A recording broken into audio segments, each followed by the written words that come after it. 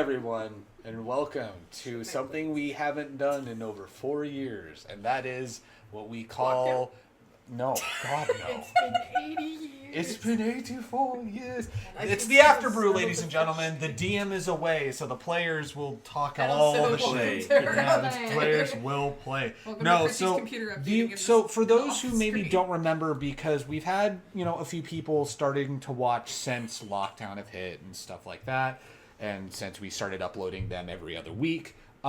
So the homebrewers, when we first started, used to be like every month or a month and a half whenever we could get together and stuff like that. And so the goal was originally every few months when we started meeting monthly, we were going to like chill and have a chat about how the game's going and stuff like that. We were trying to live the dream of consistency in D&D, and we reached too far. We reached too far. We went to the sun. We caused... close to the sun. And then COVID happened and everything unraveled. Yeah. Sorry, guys. We flew too close to the sun with the D&D schedules, and then they said, "Oh, look, these people are doing too well. Let's hit with COVID." Yeah. We got to lock everything down. But since then, mind you, that was episode 12. The first time we did that. We were going to do them every it was. I was thinking basically it's like every anime arc. Every 12, 13 episodes get together. What have we thought about this run of sessions and stuff like that? So we just finished at the time of this, and it'll also be in order as well. We have just finished recording, and you guys have just seen episode 81. Do a quick little math. That's a lot of time. It's been over 4 years of shit. But I've got some questions and stuff that I want to kind of just have us do a chat and go through and stuff like that. First one is actually not technically in the session itself proper. But as you guys have noticed from way back, we used to stream this. We had a couple microphones. We had to really jerry-rig a bunch of shit. But now we've got all of this shit. And we were all also in the same room. One of us isn't in the room anymore. Yeah, we're working with that. Like we're no, I'm saying this is how much has changed. It's like we all 5 of us used to be in the same room. That is a recent change that has happened. happened. And now 4 of us are But there. there's a lot of cool stuff that we've gotten. Yeah. The party is here. Yeah, the party is here. Absolutely. God doesn't have to be visible. No, that's fair. He's not even here right now, man. We ended early, so now we're just chatting. It's a suggestion, and we don't have to follow it. It's a suggestion. It's the John Travolta meme. The first rule in the D&D handbook is you don't have to follow the rules. It's just a loose thing. You don't have to but the listen. text... The first rule of D&D is don't follow the rules. Yeah. First rule is there are no rules. The first rule is you don't have to listen to God for everything. Yeah, Brad. No, Brad. If he was here, no, Your God is dead. Oh no. But there's been a lot of tech changes, and we've had some upgrades, and we're still getting Brad configured, but it's much better than nice. But I kind of want to I will start with my answer first, like what happened the last Afterbrew. I want to ask favorite tech things that we have for the table now. And my favorite thing is, and I have experience with it too because of the one shot we did for Dan. Oh, yeah. Which, if you don't remember, Dan was the one that was at the beginning of one of the episodes when Brad lost his footage recently. So y'all know Dan. When we used to do con vlogs, you see Editing Dan. right, You know put Dan. Dan in there. You know Dan. You just have That guy. Yeah, right there. Yeah, no. Where? I love the usage of Dungeon Alchemist. I love the way, you're That's my answer, too. not just the way the maps are, but your quick edits that you can do on the map at the same time. And we've got this as well. One day I want to just be able to just capture this. That would be fucking awesome. But until then, this has, I think, been doing enough, right? We're a small fucking 350 sub channel.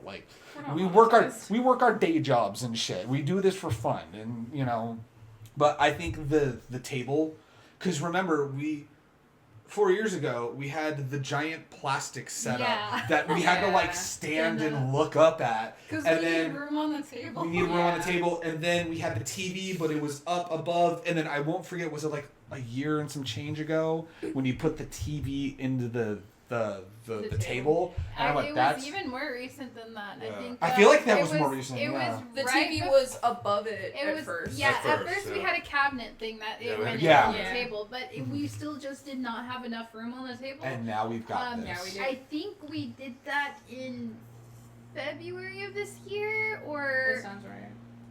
March. It was like early this year. Yeah, it Yeah.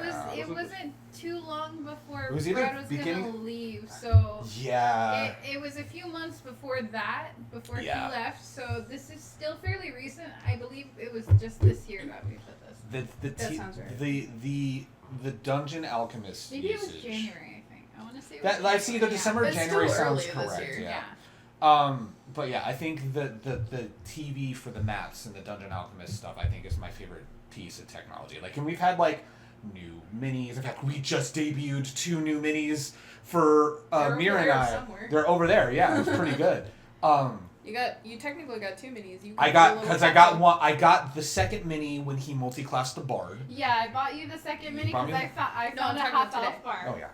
And then Yeah, now and then I got 2 new minis because I've got Ren got and Maxwell. Maxwell as well, who's really good, Yeah. very good. So you said your answer also was Mine the was also the Max. table. What about you, Sue? You watched the madness that is Chrissy making shit. What is your favorite Never like anything. tech thing or thing for like Setup. art setup wise that you have enjoyed the most? I mean, honestly, the upgrades through everything. I mean, like the microphones, for example.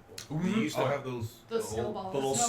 snowballs that we had since the beginning of I our mean, channel. And that It's was just the- sometimes a it's just the The cord. the way would we're sometimes upgrading. Look, now we have a camera, overhead camera. Yeah. Or And obviously right the main plug wasn't attraction the right microphone. Down here, yeah. Down here, it's- and just We just use audio. This Oh. is what this is the our D&D table Mark III at this point. You know. It really is. Yeah, because we had the plastic ones, then we had Mark 1 of the TV, and then you guys put the TV under here. But like even having the TV was still like a year and a half ago. You guys Yeah. went like, here's that. Yeah. Yeah. Because the case thing was quite a while ago. I'll tell you, it's also nice to have way more space. Yeah. Yeah. For like setup for this, and then just having space at the table. And yes, it sucks Brad isn't here anymore, but having With the more extra setup space here, More space. that's the silver lining I've got Right, is having the exactly. space there, which helps. I mean, you run out of space just playing regular D&D. When we did the one shot for Dan, just the papers we had Yeah. everywhere. Well, on top of that, like with Dan, we had more people at the table. we did. We had. So we were already running that was out of what space. that was what, a party of 6. Yeah, it 'cause it was you 3. Brad's Yeah. brother. Brad's brother. Brad's brother. Brad. Me too. Dan. So hold on. Me. So hold on. It was. It was us 3 over here. Brad, So it was Brad 7 and of his us brother. plus May was 8. Dan. 8. So So it was 7. players. So that means 6 players because I was 6 DM. players, 1 Right, DM, yeah, and then right. May. I mean, there was a player character Yeah. that was with you guys, but it was 6. It was 6 players. But like just the space there. At I'm the like, table, oh, it shit. was Yeah, 6. that was Right. You that was were right crowded. there. That was real crowded. And That I feel was- like that was the game changer. Like just having the map. Yeah. It just, you know, those maps are clean. It helps you it visualize helps it a little visualize and better. it just makes you. Yeah, especially because I can't theater the mind for You shit. could so like improvise on the seeing spot, it just is easier. so Well, good. we just had what we just recorded. We just had the like when you turn into the Earth Elemental and you burrowed Spoilers. down. Well, that episode when this comes out, that will have already been No, out. I'm just kidding. So yeah, just like you adding the hole there. I'm like, oh cool, there's the giant hole, and then you adding the flame for the barbecue box that we had. Yeah, no, it really is a game changer. It's fucking rad. You make the shit. What is your favorite thing that you've made for this table? I do really love the table and I love Dungeon Alchemist. I Yeah. did go through so many dungeon making apps Yeah. and I Yeah. went through other like people like I know there's a lot of good things out there and to each their own. I mean there's Moonlight Maps, there's there's a lot of good ones out there on Patreon and stuff like that. But this one is so much more customizable and has a Yeah. great community that already does make maps too. And of course, you can even make edits to those maps, so Yeah. it makes it even better. And it helps when you're doing one shots and stuff like that because Oh, some yeah. people make maps for the like official The one shots campaigns, and stuff yeah. like that. The Yeah. campaigns. You can just yeah. But put it up and you're good to go. I also do have to That's say, annoying. aside from the obvious for the TV, because me and my mom worked really hard. My mom actually cut the hole in the table, and she made were you still in recovery when you cut the hole in the table? No. Or were you all past? No, that was a couple years ago. Yeah. That was No, your recovery was a couple years ago. Shit. Time isn't real. Surgery was in 2022, and that was exactly 2 years ago. Because I got out of the hospital on July 5th. God, that was the wildest thing about that, side tangenting real quick. We'll get to the other thing that you like. You're fucking all over the place already. But I will not forget the timing that we had to do for that. We crunched 8 episodes in about 2.5 months. 2 months. Because you were prepping for surgery, we wanted the backlog, you were going to be out for a prolonged period of time, and we just fucking made it because you were out, July to October was when you were done? Yeah, and I wasn't even supposed to have surgery till mid-July, and I was supposed to go to Anime Expo, and it got pushed up, and I had no other date, so I had to go July 1st. I remember that, And as the side tangent on that, when... This is a big thing. So when we were trying to get all of the D&D episodes into this time frame, so we had more things. In reality, it was a lot harder than that because the surgery was so big.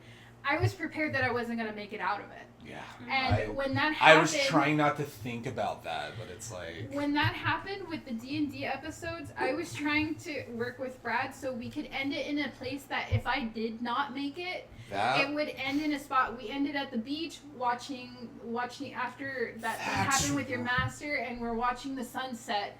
And that's how we ended the episode before I went to surgery, because I was like, if I don't make it, it has to have at least an okay season ending. I didn't even think about that. I didn't even think about it like that. It's so weird. And now I remember I remember that happening. I'm like, that was a really nice ending. That was really good. And it's so weird because I know it's a weird thing to think about because I had so much going on, and I'm over here staring at death's door. But such a big concern was this has to be a satisfying end if I don't make it out. Yeah, it was. and so that's how we ended that whole season before surgery. You came out the other side and you told cancer, go fuck yourself, and it was like, fuck you, we're done. And I didn't even realize that, and it's like it makes complete sense now in hindsight. But it's like I didn't even realize that because I was so focused on. Because I was in the rhythm at that point of editing every other week and stuff like that.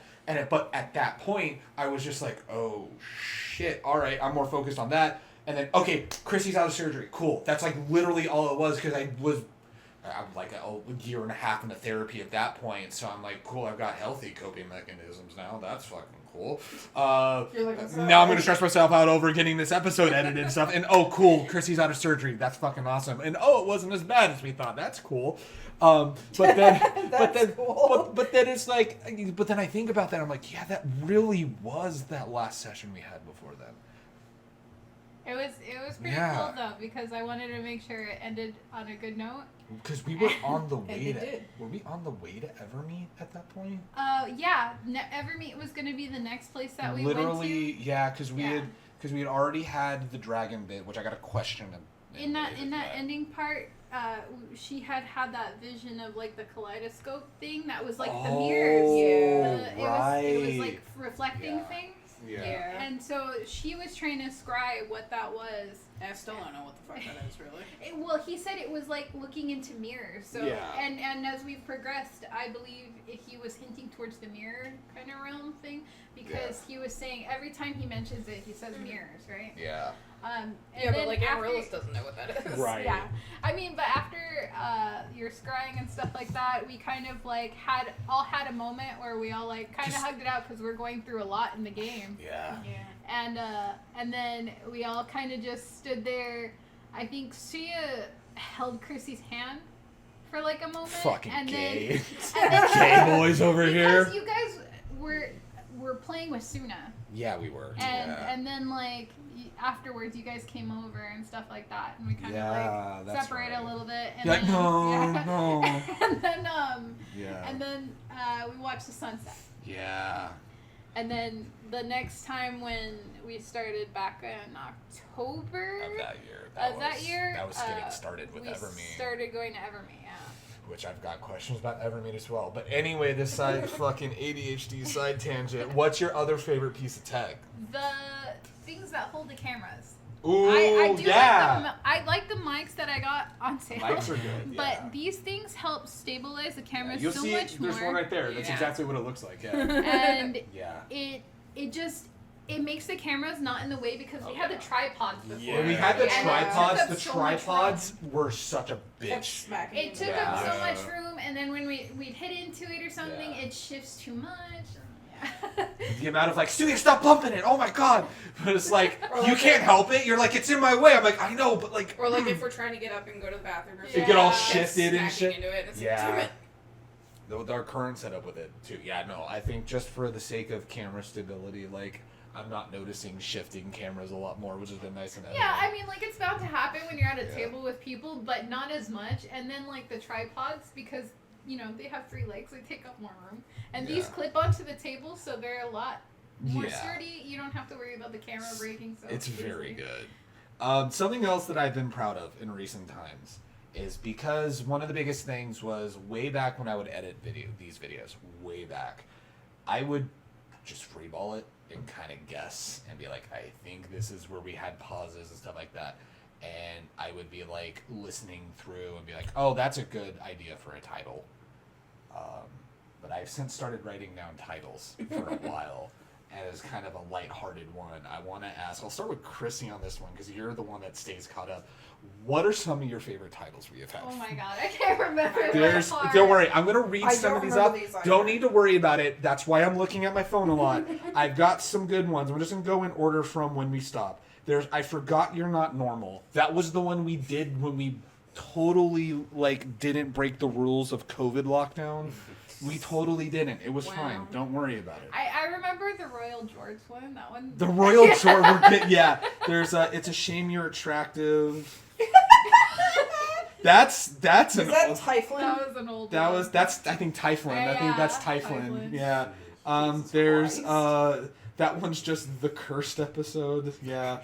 Can I say what mine was real fast? Because I know one offhand. Traumaturgy. Traumaturgy is really good. That's a good one. Traumaturgy's really good. Like, I can't say it's so hard for you to say it with the teeth in. Here's one. Episode 19, Double Ganger, which was a Suya banger. Suya's had some really good bangers. I know. There's share some with the rest of us. I know. That's why I haven't said there's Don't Look a Gift Drown the Mouth is pretty good. There's where is it at? Iron Bear versus Shadow Man. That was our nickname. That was so good. That we had nicknames from. Was that a fight pit that we were a part of? Oh, yeah, the Iron Bear versus Shadow Man. Shadow Man. Yeah, we were. I was like, what the fuck was that one? Wasn't that when you and I went against him? Or was that another time when you guys... might have... No, I don't think... There was... That one was, I think, later. I think that was later. That one was, I think, after we got we met his aunt. Oh yeah. I feel like it was after we met his aunt. It was an Osprey. Yeah, that was... Thank you, an Osprey. Head Empty, Only Panic. We're Idiots, of course. There's one that was just called Prop Hunt, which is pretty good. Oh, I remember Prop Hunt followed by I Found the Mimic is really good. Is that the one where I was fucking dancing? Yes.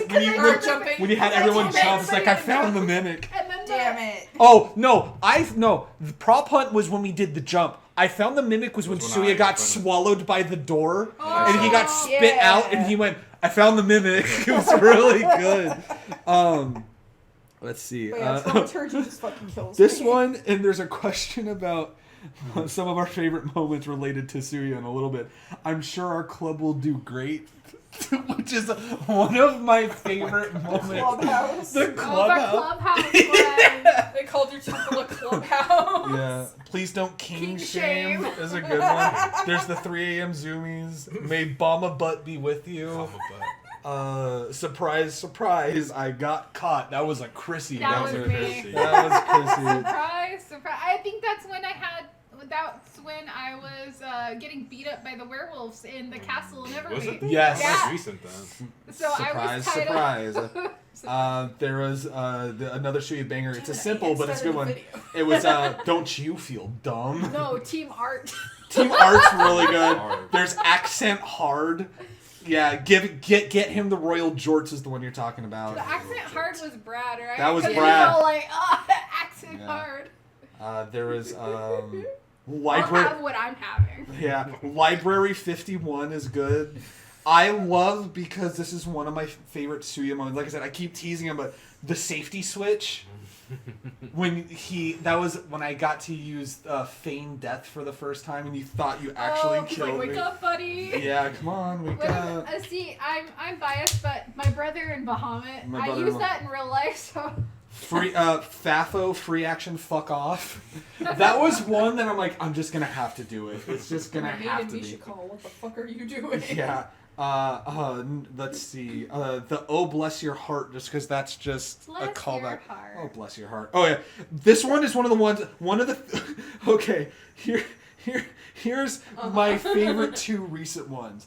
There's even worse. I'm a Bard, which I was proud of that.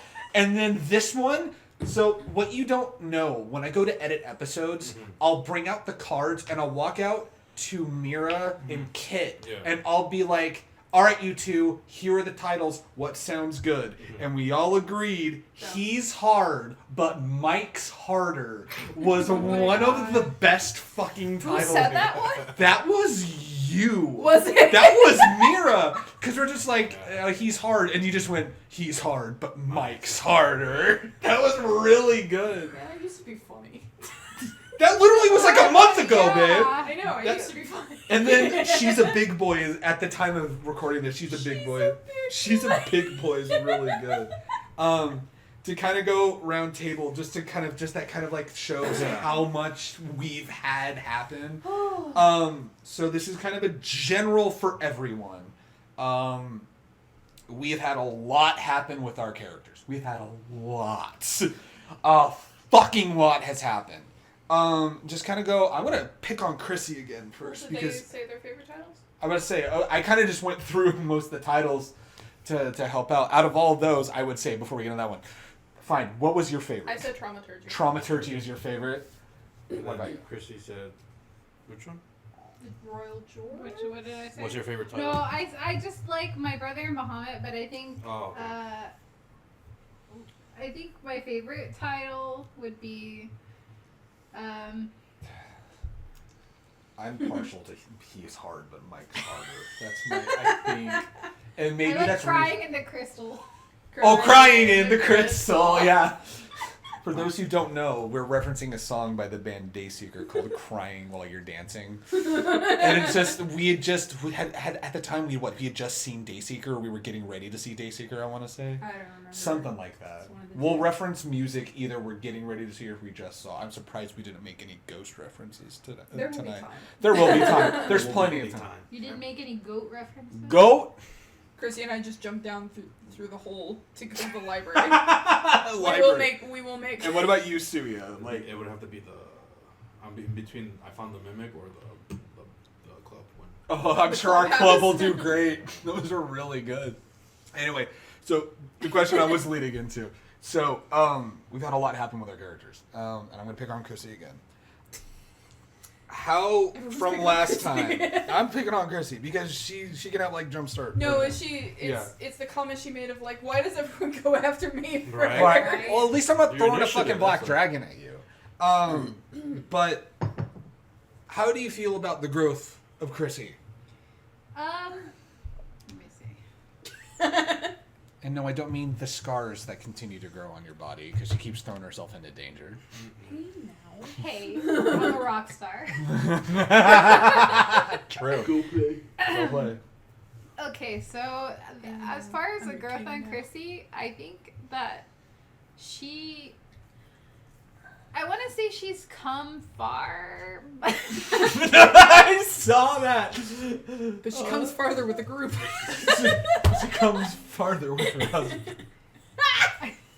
I think Truer. I think she still has a long way to go because regardless of how much she tries to like reach out, she's just too prideful, and she has a lot of anger and like she's a very lonely person because she acts like she doesn't need anybody or she has to do everything and protect people, but in reality I think she needs to be protected and she needs to be like, you know, she needs to be a pampered people need to be with her. And then when we try to protect her, she's just like, meow. Yeah, because she feels like she has to be the one that does it. Because she's a little soon cat. Yeah, pretty much. I mean, but as a king, you know, it's drilled into her. You know, you have to protect your people. And especially after what happened, like in her backstory, like I mean, like beheading your own dad. You know. You want to know how? You want to know how long ago it's been since we got an Afterbrew? Drama in the kingdom. We weren't even champions of Viholinen yet. We hadn't even gotten back to Viholinen yet. Yeah. No. That's how long ago that was. We were finishing up in the caves, and then we made it to, because that was the seeds for Ren's story that put them down south. But before that, they got the boat in Viholinen. Yeah. And at that point, they didn't even like each other. So yeah, like they were kind of like maybe, but they were like constantly at each other's throats. Yeah, it's like now we get that in the sense of like just care because like, you know. In the beginning, he actually just did not like Chrissy. Yeah, he thought she was spoiled. She didn't like him, and she thought the same thing about him. Like he's just a spoiled kid. He doesn't do anything that he's supposed to. He threw his title away. How dare he? And now they're married. That's what she got mad at. Yeah. And now they're married. They're technically not really married, but I oversaw it. They're technically married. That's true. We signed a fake paper. And I authorized it. It's official. Y'all are married. Congratulations. You're like, or not. Congratulations. I made the confetti. I want to throw it. I didn't get that buff though.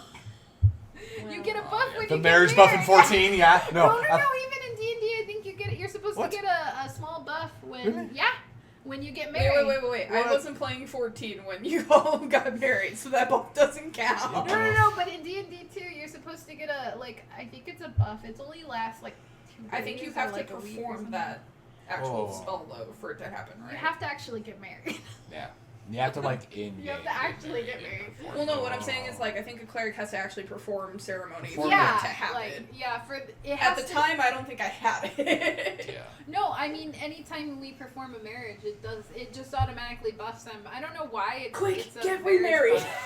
Get official. Like, make it official.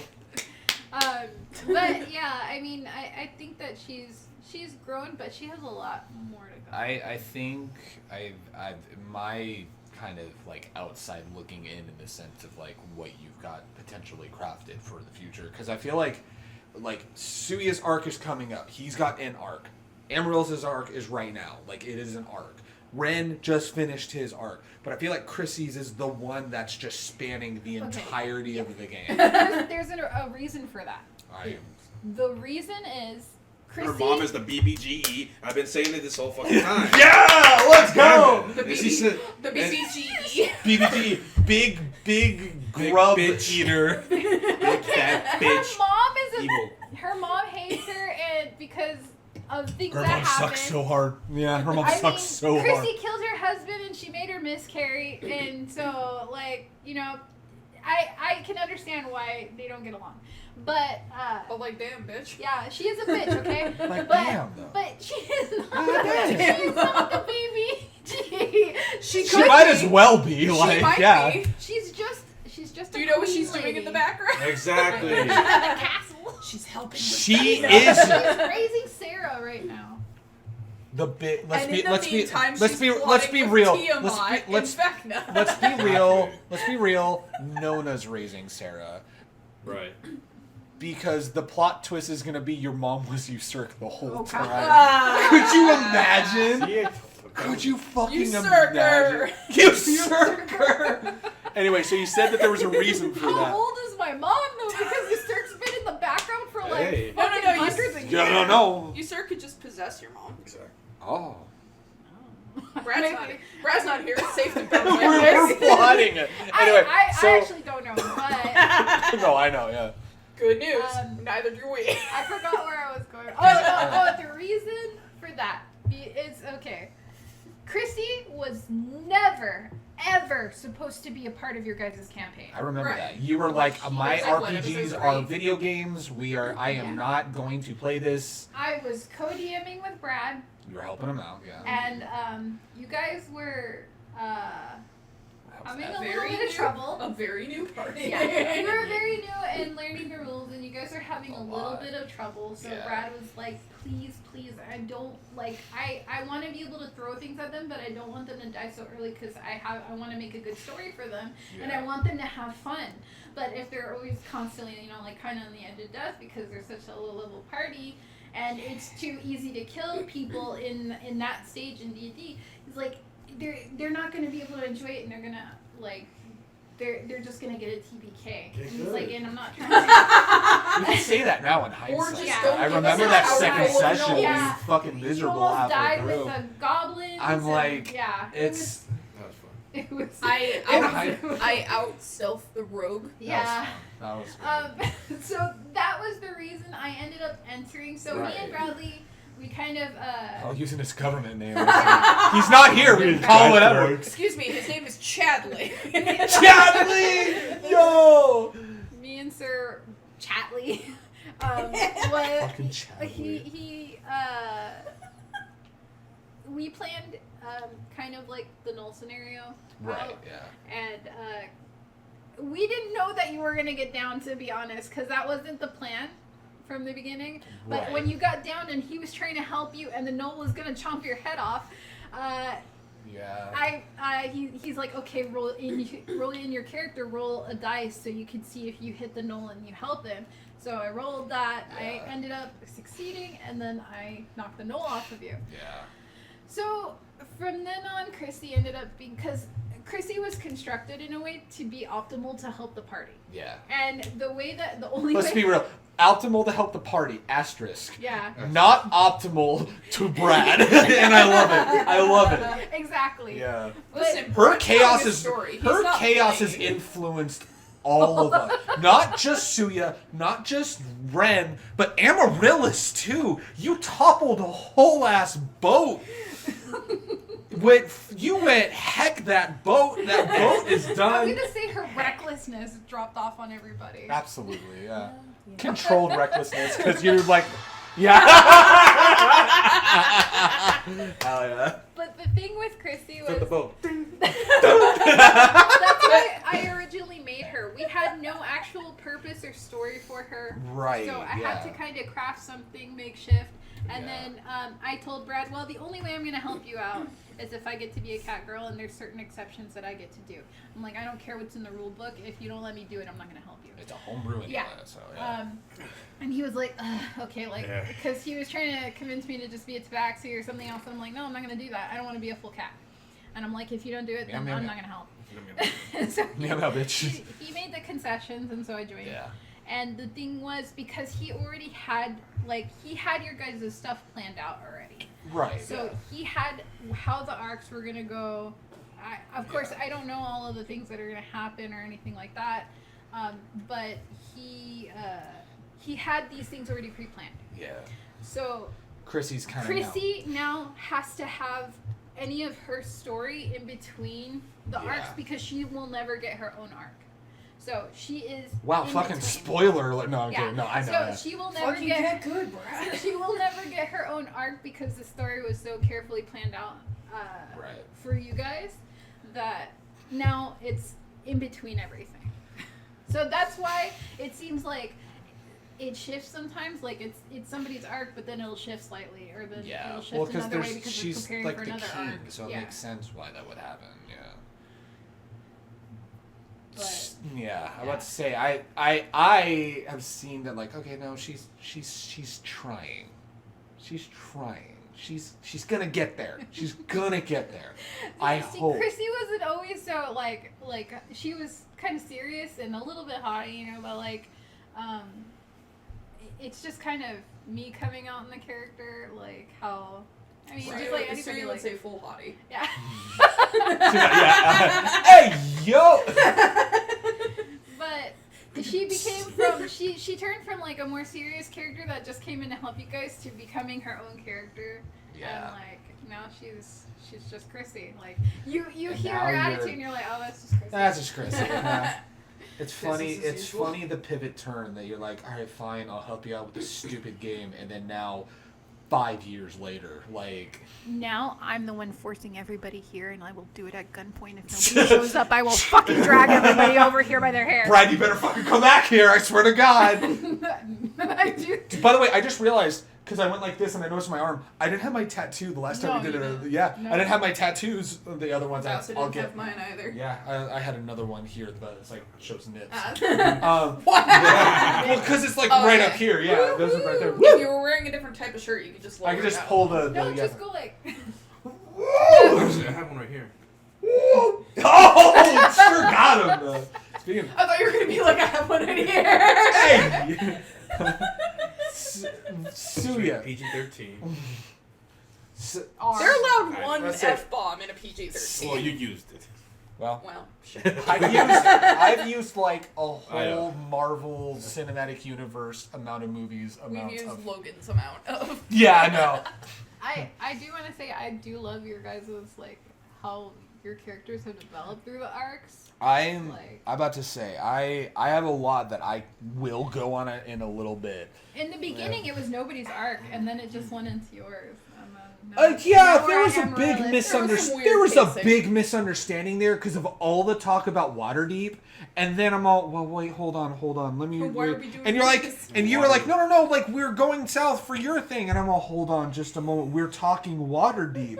I'm like, wait, Waterdeep's down here, right? You're like, no, Waterdeep's back up there. We're doing your thing. I'm all, hold Yeah, on. because what's her Fuck name if was I know. possessing you, Elistray or whatever. Yeah, if you want to know a fucking fun fact about that, Brad didn't tell me about that until like.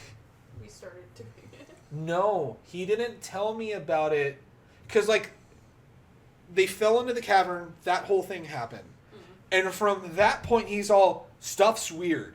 I had no fucking idea because Elistray was not in Ren's story at all. There was no ties to that, and in fact, the player thought that it was the Spider Queen. I had no idea it wasn't Lolth, that it was Elistray. Technically, they're related. They They're are. mother and daughter. They are, but I thought it was Lolth. I didn't think it was going to be this whole thing with Elistray. So, Ren figuring out what was going on was literally me figuring it out as it went along. So, Ren's frustrations and being pissed off was my frustrations, and I'm all, where are we going with this? And remember that one time I came home from work, and Brad's like, hey, can you come over? I want to chat with you about a few things. And he went, I need you to just trust the process for a moment. And I'm all, okay, Brad, I've been possessed for months. I don't know what's going on. But and it's ironic that that's the one thread of his story that's not wrapped up. And the way that I'm guessing, because I have no idea, is that I think it's going to be tied to some in-game shit. Because where's my tinfoil hat? My conspiracy theory for Reddit. I think Elistray actually knows about all the books. I legitimately, hell yeah. I think she knows about all the books, and it's going to be a test of, are you going to be truthful or are you going to lie to me? And we might have to kill a god. It's fine. No need to worry. Kill no, God. kill God. It's fine. Don't worry about it. She shouldn't have abandoned her fucking just a people. god. Final quest, kill God. Yeah, she shouldn't have abandoned her fucking people. That's the one thing he's pissed about. Didn't it say, wasn't it that she didn't abandon them, that she got sealed there, and that's why she wants you to get the book so she can get out of there? I know things you guys don't. Okay. That characters and Yeah, players Alright, don't well, know. fuck you too. It is a lot more complicated than that. Have a good night, everybody. And it is because in notes that I've been given of things that I've been told, and information I have found and stuff that he has just given to me, there's a lot more to that story. Some true, some false, and it is it's a lot. It is a lot. That's why I'm like, yes and no. I also don't know where he's going with it either. Because I like that he kind of tied in why you have like purple eyes for being the whole thing about him being drow, that wasn't in, mind you, I love that he did it, but that was him being half elf. I literally just went half elf, half human. His mom was the human side and stuff like that. The secret third thing. Well, because his mom. Peer review. I remember Brett asking me something about like what are the colors that they usually come in like humans don't usually have violet eyes, and I'm like, no, those traits usually are like either in drow people or like tieflings or other things like that. And he was like, okay. I just remember him asking me about that, and I was like, oh. And just to tie all of that into, I'm like, oh my god, he's part drow. That's a weird question. That explains. It's because sometimes I'm drawing stuff where he'll have questions for me, and I like wrap up questions. Like he just gives them to me out of context because he needs somebody. It's so scattered, right? Yeah, so I'm like, it's just funny the idea. It's just funny the idea of like. That was a weird question. I won't forget talking about Anyways. I won't forget.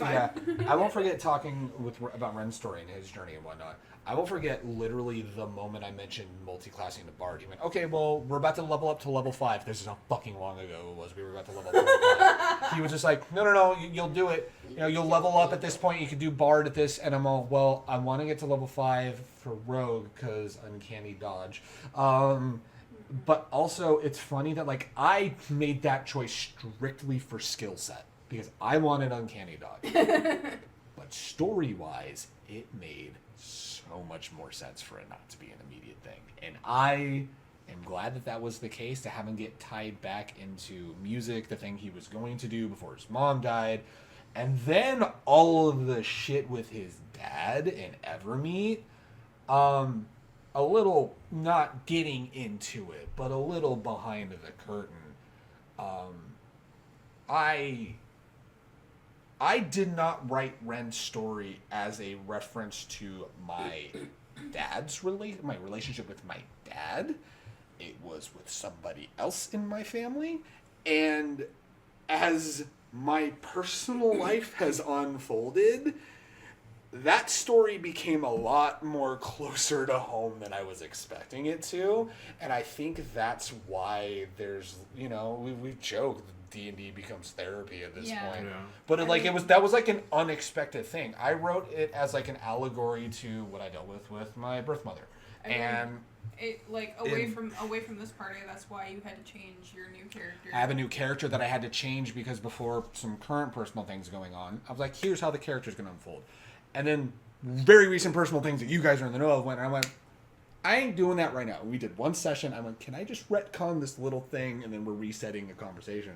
But that happened after we made the character, after we had session 0, after we had session 1.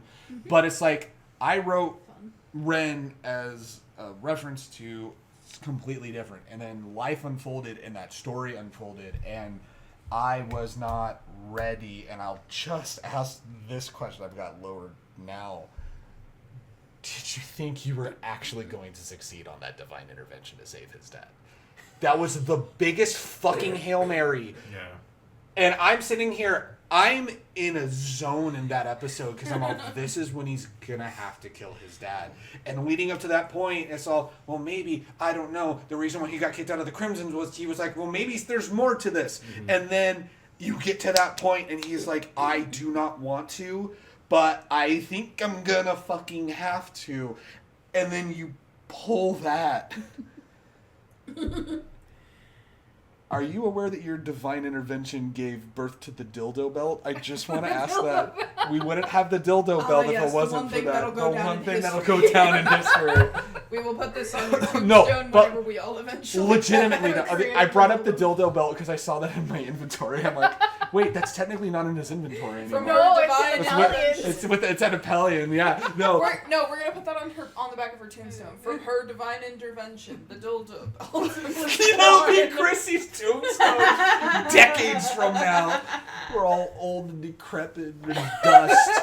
But no, did you think that was actually going to work? You know what? I'm going to tell you, I was praying to Bahamut that it was going to work. Yeah. IRL, because this unfolded, I I like me in real life. I felt fucking helpless. Like I was like, okay, there has to be another way to do this. This can't be it. Yeah. And then I see Brad as king, and Ren arguing over who's gonna kill his dad, and I'm sitting here as Chrissy going, no, we have to be able to find another way. There's no way this can happen, and nobody was listening to me. Like I was trying to tell you guys to stop. Dude, I was sitting there like if her divine intervention failed, I was gonna try it. Yeah. Didn't I tell you go with divine intervention? Yeah.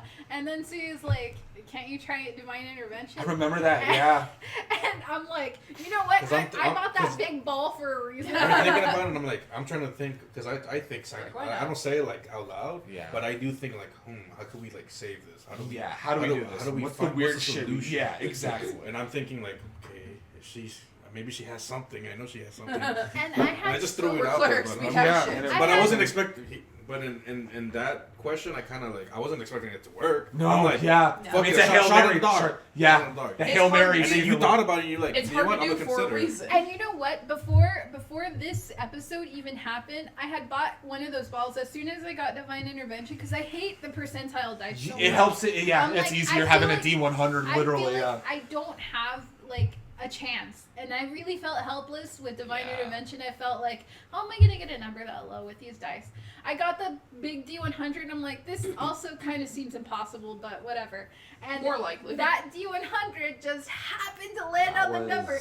You don't know how hard my heart was pounding when I did the divine intervention, because I wanted to see. I remember being in complete shock. I was like, the reason though was because I saw how attached you had Ren get to his dad. Because when we were escorting him, the thing that made me so desperate to save him was when we were escorting him into that room and we got that shot of light and you went in front of your dad to protect him, and I did the thing that took half damage, so I took half of your damage.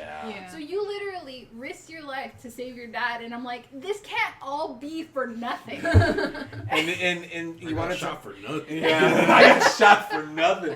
And it was like because the original way that I was seeing it with how it was all unfolding was I was just like, this is it. He gets his one chance. The thing that Ren really, the one that Ren, Ed and Eddie, Mom Spaghetti, shit. But it's the one thing that I was ready for, and we were about to have very sad boy Ren hours, was he got his closure. But the thing it was going to be was, but at what fucking cost? Mm-hmm. And then that happened, and I'm like, I was in shock. I'm like, you mean, you fucking mean. You mean to tell me he gets another fucking chance, and that was literally the pivot moment for Ren, because it was either gonna be he was gonna be sad for a while, and then eventually he was gonna go through the mourning, finally be able to mourn, and then by the point we're at now, definitely still be on the better path. But I was seeing it was going to be more of a, he's going to be able to finally mourn. And then that divine intervention happened, and it's like, oh, shit. And those events, without the divine intervention, if Ren had killed his dad, I feel like he wouldn't have ended up with a Pelion. He would have been on a destructive path in the beginning. He would have wanted to leave Evermeet as quickly as possible. Right. He would have killed his dad and be like, we need to get the fuck out of here. I already felt so bad because I had to, because the notes that I was given, seeing those things, those fae, whatever it was around your mom, and me having to try and kill her. The soul things, the soul things. And seeing that she was not supposed to be there and trying to kill her, and see how much discourse it put between Ren and Chrissy, I really felt like I had to try my best to save his dad at least. It's two people in different situations where the trauma hits at the same time, but it becomes the clash at the same time. The DVD hits the corner. The DVD logo hit the trauma logo hits the corner. The trauma turns. Yeah. The dramaturgy hits the corner. A second dramaturgy has hit the nope. corner. Anyway, so hell yeah. But no, it's like Ren absolutely is like his chaos is like happier chaos now. Happy chaos. He's like guilty gear. Hell yeah. But it's literally like he is better because like when I made Ren, I was like, these are all of the negative things that I saw in myself, and I put it into one character, and it is Ren. And to see him go from this self-loathing, self-deprecating fucking downer in Las Vegas, to just this like, yeah, he still has his shit going on with Alistray, whatever the fuck, however that's gonna unfold. But it's like, it literally is like he's been given a chance, and that divine intervention, it really like made the turn, because after that was we had the festival, and then him and Apollyon got together, and he got named part of the court. And he got and then they got the dildo bell. The dildo bell. And his dad actually threw him a human type birthday. That was one of my favorite things as like a. How do humans do this? It's literally it's the dichotomy of this party. We have that birthday party, and then Amaryllis's birthday party, where they immediately like, no, halfling birthday, let's fucking go. Just reminded of the elf dad in 14. Oh, yeah. Oh, yeah. Is that the twins there? Yeah. I just reminded of. Yeah, it's like... Siba, though. Therapy. Yeah, no. It was cool. It was really good. It was really cool having that happen. I think Ren grew a lot after that, too, because he kind of got, like... It was like a lot of things didn't bother him quite as much, and he became a little sassier. Also, you were doing therapy behind the scenes. Behind the scenes, I was like a year into therapy when that episode finally hit, and I was like, man, I'm ready. I'm ready for this to happen. Suya, you, not just as a player, but your character definitely is falling into their own and growing, even though, like, I know we're getting to your story, there's little drip feeds here and there. But, like, how have you felt about your growth? Some literal, some metaphorical. He's noticing that, maybe it is good to have company and just noticing the actions. And he notices a lot on Chrissy's side, too, like how she would deal with being royal, but also, like, dealing with all this stress. Because for him, it was like, I'm just going to take the easy way out. I'm going to be a soldier, I'm not gonna deal with that. I'm done.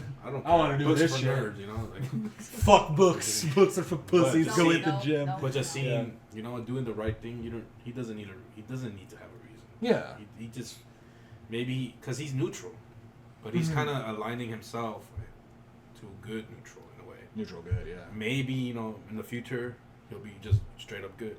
Yeah. Always do the right thing. Maybe. But maybe. But either way, though, like he can still be neutral good and do a lot more good. Yeah. I think. But I feel like he's definitely trying to open up more, accept the fact that because he's kind of like lost in emotion wise. Like he's just like he knows what happened. His parents died. Yeah. And he just wants answers, but at the same time, he realizes he's like he didn't really mourn. He didn't really do any of that. He just kind of. Yeah, I gotta keep going. I think one of my favorite moments when I knew that there was growth happening with Suya was when we were down south and Chrissy was locked up. And in the past, there has been... I was locked up. Was that when I got... Was that the tomato throwing? Was that the tomato throwing one? That was, I think, the tomato... Okay. Yeah. I was locked up. This was... So there had been conflict. Is Chrissy's favorite terrain, apparently. There had been conflict between Suya and Ren about Suya being like, no, we got to go head first. And Ren's all, no, we need to pull back. It's not that we're not doing anything. We need to think about this more. And it was when she was locked up and they saw the slave children. And Ren went, follow my lead, trust me on this. And Suya immediately, the first time, went, yeah, I'm going to try this. And then look at all that happened and unfolded after that. And I, seeing that as a player, I'm all, Suya's learning that, there's more ways to handle these situations that still get the job done. You know, we can jump head first, which we kind of have to because of Chrissy. Right. But like when we have the moments where you're like, no, okay, he's not a coward running. He's trying to play 3D chess and while they're playing checkers. And I'm like, I loved that moment so much. And we're like, Amarilla, stay back because we don't want them to think you're a child that needs to be taken away. Stay hidden. But like that was one of the moments that I was just like, I'm seeing the growth, right? Where it's like, it used to be the butting of the heads between the two of them where it's like, you're a coward, why are you running? It's like, no, we need to think about this. And it's like, they couldn't, but it's like, that was the moment they went, oh! And then that's when the plans started happening and all the training. We have battle plans. Yeah, it's really good. You have battle plan art. Yeah. I love battle plan art. What did that even stand for? It was Amarilla's, Ren, and Surya. It really is! Yes! I was like, what did art stand for even? I don't even remember what I was doing in that formation. Something. I don't know. Watching them be idiots. Yeah, exactly. You were supervising. We need a supervisor. We need a supervisor. Supervising. I was probably meditating off. I also love the little bits with Suya of like, because especially this You were current the only arc. one with magic, I think, at the point. That's why, because I wasn't a part of that. I had that thing where I had to roll in order to even do my spells. But it was one of those things where I think something in this recent arc with Amaryllis' arc is there's been a lot of research downtime, which is like the bane of Suya's existence. And I love that, he's going to go look for picture books. At least do something while we're here. And I love that Brad's at least wrapped in, you find some like cool things about battle plans, and you find this, and you're like, okay, noted, I'll start using You that. found like a training manual. You found a training manual. You found like how to use different weapons and shit, which is really cool. Yeah, because of that, he told me I could now sweep. Yeah, that was really cool. Yeah, it's like, you can tell he's truly neutral though, because I mean, just in the just 2 episodes ago, Chrissy's losing her cool, and he's just standing there, just watching her, like, sure, I'm gonna watch this happen. This is what it is. She'll tire her out eventually. And then we'll just pick her up like a sack of potatoes and just carry her off. She'll get her zoomies out, and then she'll get eepy, and then we'll just. She's like a toddler throwing a tantrum. Eventually, it's gonna be over with, and that kid's gonna be tired. I remember telling her, I'm like, why didn't you try and stop Chrissy? He's like, I was just watching. Why? She'll learn. You're like, he's learning. She'll learn. Why did you stop her? Why? Why would I? Yeah. She wants to do this, right? But it's like, yeah, right. I've loved those. Get punched in the process. The way it feels. To get scratched. The way that it feels to me is that we've got these like little blips and glimpses as of like how he's growing and opening up more stuff like that. That I feel could possibly, as a player who doesn't know how the story is going to unfold, really be useful when we get to Waterdeep, because it's like because that's literally like, hey man, yeah, right, hey man, we're here, what are we doing, you know what I mean? You're like, well, we go here now. It's like, I've seen. Oh yeah, that makes sense, because he all he knows is how to fight. Yeah, he doesn't really care to like think or run. But sometimes he's learning you have to. Sometimes you can't. You have to retreat. Or talking about things. Yeah. Which I got a question about RP moments with Surya in a little bit. But I don't know if you're gonna ask this question. If you are, then I'll save it. But I'm like, I don't know if you're gonna ask what's your favorite part. What has been one of your favorite moments? That's one of the ones that I've got. Yeah, okay, then I'll save it. Yeah, absolutely. But is there anything else on that one for as far as like character growth, or can I ask Mira? Because oh boy, there are questions. That's about it. That's about it. Yeah, it's been good. It's been fun to see and also having a family. Yeah. You two were adopted siblings now. Yeah, an older sister. Yeah, that's so funny. That to be fair, y'all basically got adopted. But he felt. He just had the adoption conversation. Yeah. So he felt warmed and happy. And he's like, you know what? It feels nice being nice. Yeah. His heart grew 3 sizes. 3 sizes. That so did his sword. Anyway. What? Yeah. Hey. I think in Suya's story, there is a lot more to it than just Waterdeep, because there's a lot. Like that's like the starting there's point. a lot of open things, because not only are we following Jaundice or whatever his name is, where it's still really up in the air, because Chrissy, you know, she did the fake marriage to try and protect him and the land that was right there, so she can investigate into what was going on. Yeah. But it's still up in the air because the kingdom still hasn't gotten involved. And technically, since he was a royal pain in the ass. What were you? Royal pain in the ass. Yeah. You were a Kingsguard. Yeah. And he, like, you know, basically abandoned his duty. So I'm wondering where that's gonna end up going. That's gonna be real yet interesting. To come after him, so yeah. Oh no. So we'll That's see. gonna be We'll cool. see if that gets picked up, and then see like what happens with like all of the things that are going on. Yeah, that's gonna be cool. To be announced. Maybe questions answered, like what happened to Thorn, because determined. so far we don't actually know what happened. Just that there was a lot of blood there. Nobody ever found any. He blew someone up. He blew someone up. So Amaryllis. Fucking Kingsguard has hit the. I think. Oh man. So Amaryllis, I would argue. God, I would argue even more than Ren. I think Amaryllis, has had the biggest shift and change. Yep. Because like Ren, while he's had the change, is still has the core, like not that her core is fully changed, but I think because of how much has been put on Amaryllis' plate, her core is now goop. I rubbed off too much on you. I made you fed up. Her core is processing. I still remember her yelling course, when that's me and also Celeste were sexy. fighting. That was one of the questions that I had, and I'll ask that one here. Okay, go for it. Was what caused Amaryllis to just snap like that? Because it was like the first time that happened. It was a combination of both her and myself. Like, I was trying to say something like so bad, that, yeah. but like everyone is louder than I am. So like every time I'd be like, "Hey, can we? Oh, okay. Hey, I want to. Oh, all right." And then I just kind of whispered over to Greg. I was just like, "I'm just gonna use thaumaturgy real quick." And I was like, yeah, go for And it. then just fucking threw my head back. So it's just more of like we both were frustrated because it's just like, okay, everyone is loud. How do we get loud? Yeah. We're gonna have to yell. Traumaturgy. Traumaturgy, absolutely. You built up enough trauma to use it. But that was like the point. Well, her excuse is like she's really tiny, and a lot of people just kind of talk over her, or they don't take her seriously. Mine is I can't hear shit. So like when I sound loud, everyone's like, you need to speak up louder. Yeah, and I'm just like, I am. Shit, I'm doing the best I can. If I do it louder, my voice is gonna go out because I'm gonna keep yelling at that volume. I think the real turning point for Amaryllis was before that, when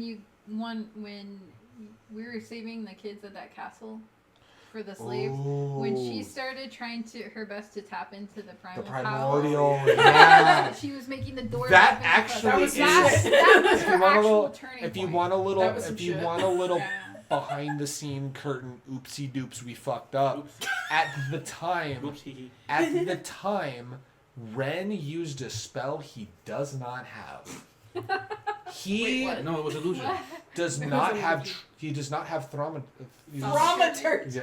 He does not have thaumaturgy. What had happened was at the time I was also playing Nick, who is a tiefling bard, and I thought of That immediately. I thought thaumaturgy was a bard thing.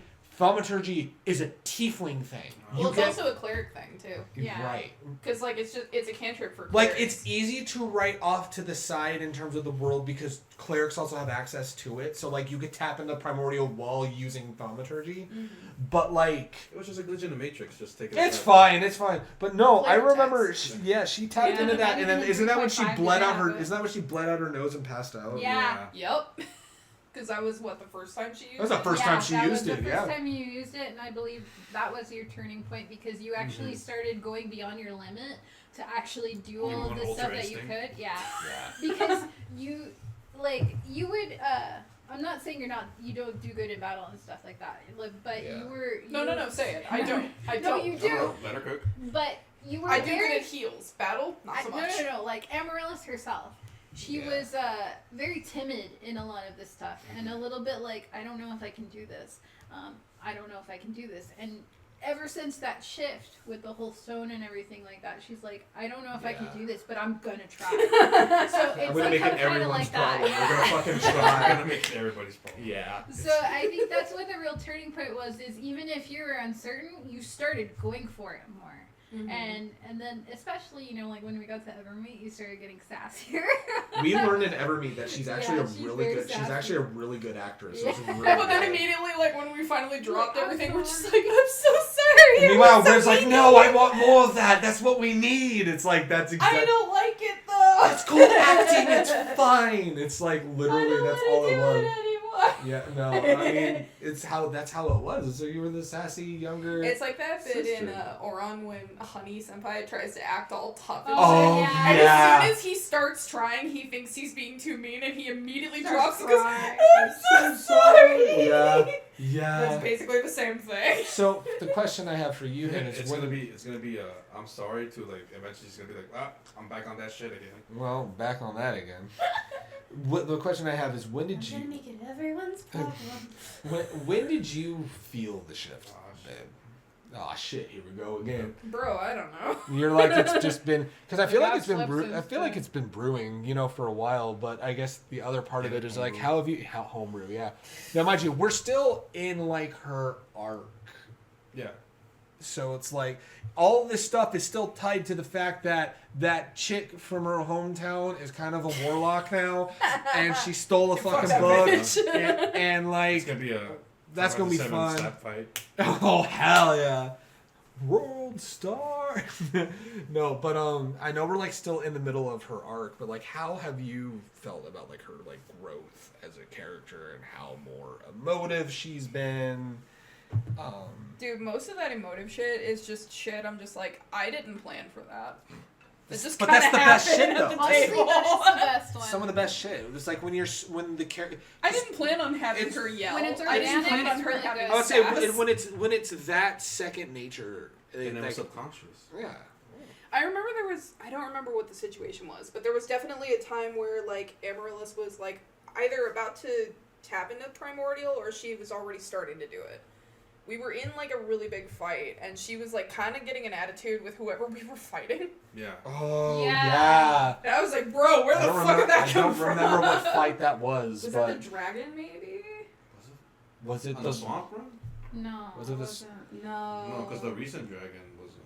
You done that. You were. I just remember she had a line where she was like, "I'm not asking."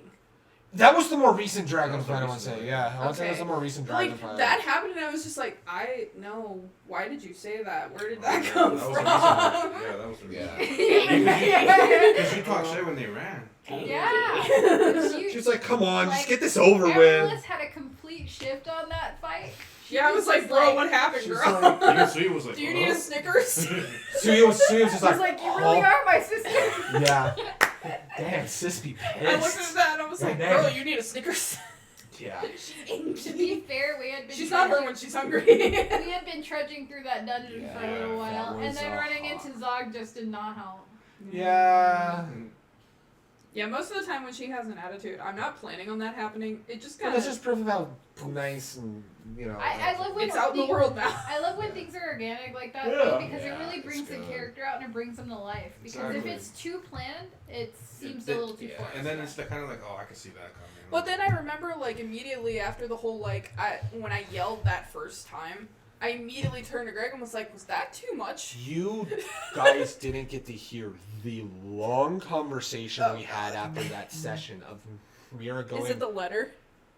No. Oh, okay. No, I want to talk about... I did have a conversation I with want you to talk about... too, No. It was after that first time she yelled. And Mira was literally having this crisis of, did I break character? Did I go out of character? Did I just destroy the character? And I'm literally looking at Mira and I'm like... Because I'm like, she would never yell like that. I'm literally looking at Why? Mira. She's never been around us before, though. Well, I was like, what you didn't realize is just like, babe, that is the most natural thing with everything that has already happened. And then that next session we had, you were like, oh, I just don't know. And then literally, the three of you, rest in peace, Brad, rip in peace. Never forget. But you guys are all like, no, that was like the best part of the session because that was very in character for Amaryllis. Like that, trust me, a bitch would snap too. It's fine. You were telling me in the car, I was like, no, Suya was really proud of you for doing I was like, I saw how proud Suya was during that session. You were just like, hell yeah, no, it's about time. And Chrissy and Celeste were just completely silent. You quiet and Chrissy. I know, that's how it was. That's what scared me at first, though, because I was just like, oh, God. She's just locked in. I was just like... She would never. What the fuck? See, but that's the thing. You think she would never, but everybody has their patience limit. I don't care who you are. Yeah, it's like, and kind of tied to Amaryllis' story, since it's current right now. As she's making that shift, she finally comes back home. And she's playing up the, no, it's fine, we're just going on an adventure. Oops. That was not on purpose. Oh, this is so good. Oh, man. That one was. Yeah. But it's like, so we're on our way back. We're on our way back. We get back to Amaryllis' home. And she's had all this shit going on. But we've had all this shit going on, and she's just like, no, it's just an adventure. It's just this, it's just that. And there's it's two... just an unexpected adventure. Yeah. Unexpected journey, there's like... We'll talk about the letter, because the letter is one of the things that, when we talk about favorite moments, I want to talk about that entire fucking episode. Whose favorite moment was my that? favorite episode. Yeah, no, we're gonna get to that towards the end. Yes. Oh God. It's also being AI's favorite episode. Huh? What? We'll get to that because you've told me about that. What? We will explain that in a moment. What? Or in a little bit. I brought up the photo actually so I can read it. So, we get home and Amaryllis has all of this going on, and then she finally gets home, and she's like, "Yay, I'm back!" And then all of this shit happens, and we're like, "It's fine, it's fine." And then the dragon attacks home, and she can't keep the fucking facade anymore. And she's all, "Yeah, I think I might be risking my life." How? No, it's you fine. had. Everything's on fire. Let's say you had so much. I remember you've had it for a long time. The background of her home, where she came from, stuff like that. You've had that for a hot minute. But like, how was it finally seeing all of that? Like finally coming home, seeing all these people. It was. I'm sure. Right. I'm sure. Having the southern. Oh, the Midwest Southern, yeah. Ooh. Brad initially fucking it up with the. Right. I'm like, no. It's like, bro, we're not from Texas. Well, no, he fucked it up before with like the British accent, the British Irish, and then I'm like, no, it's based off like her family. It's like, well, because they were originally like that, but then we all decided at the table we wanted them to be Midwestern. Yeah. I was just saying, like, bro, you more natural, man. Because we were making fun of the ope. Ope. That's why we did it. Yeah. That's why we did it. But that's the thing is, like, he really started dipping into like the Texan sound, and I was just like, bro, you hear me talk all the time. Ope. You know what? That's not just really. Right past it's hard because Brad is from North Carolina, and he did his best not to talk with an accent because he thought it was stupid. My favorite. So he didn't grow. Like, if you hear him and his dad, it's night and day. His dad sounds like, "Hey y'all," you know, like that. Is Kid can turn it on like a switch. Like yeah.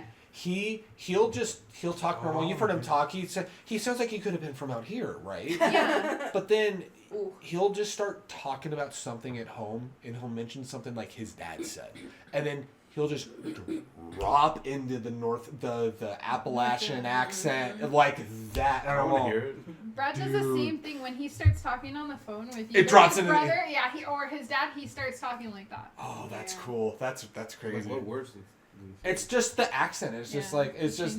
It's like there's when just Brad's talking. a lot. There's of, like a certain inflection. A lot of it for Kit is just when he's like remembering something that like somebody told him or somebody said, so he'll drop into like. But the way that he just drops into it so naturally, I'm like, yeah, you're definitely from Asheville. Like, yeah, it's like it's fucking crazy. I was gonna say, there's like even things that my grandma would say that like she definitely had more of an accent than most of the people in my family, and yet sometimes you just be like, well, I guess I'm gonna let you go. well. And sometimes I'll draw out the well. That comes from her, because that's the one in my family that was just like, well, it's good talking to you. I guess we better get on out of here.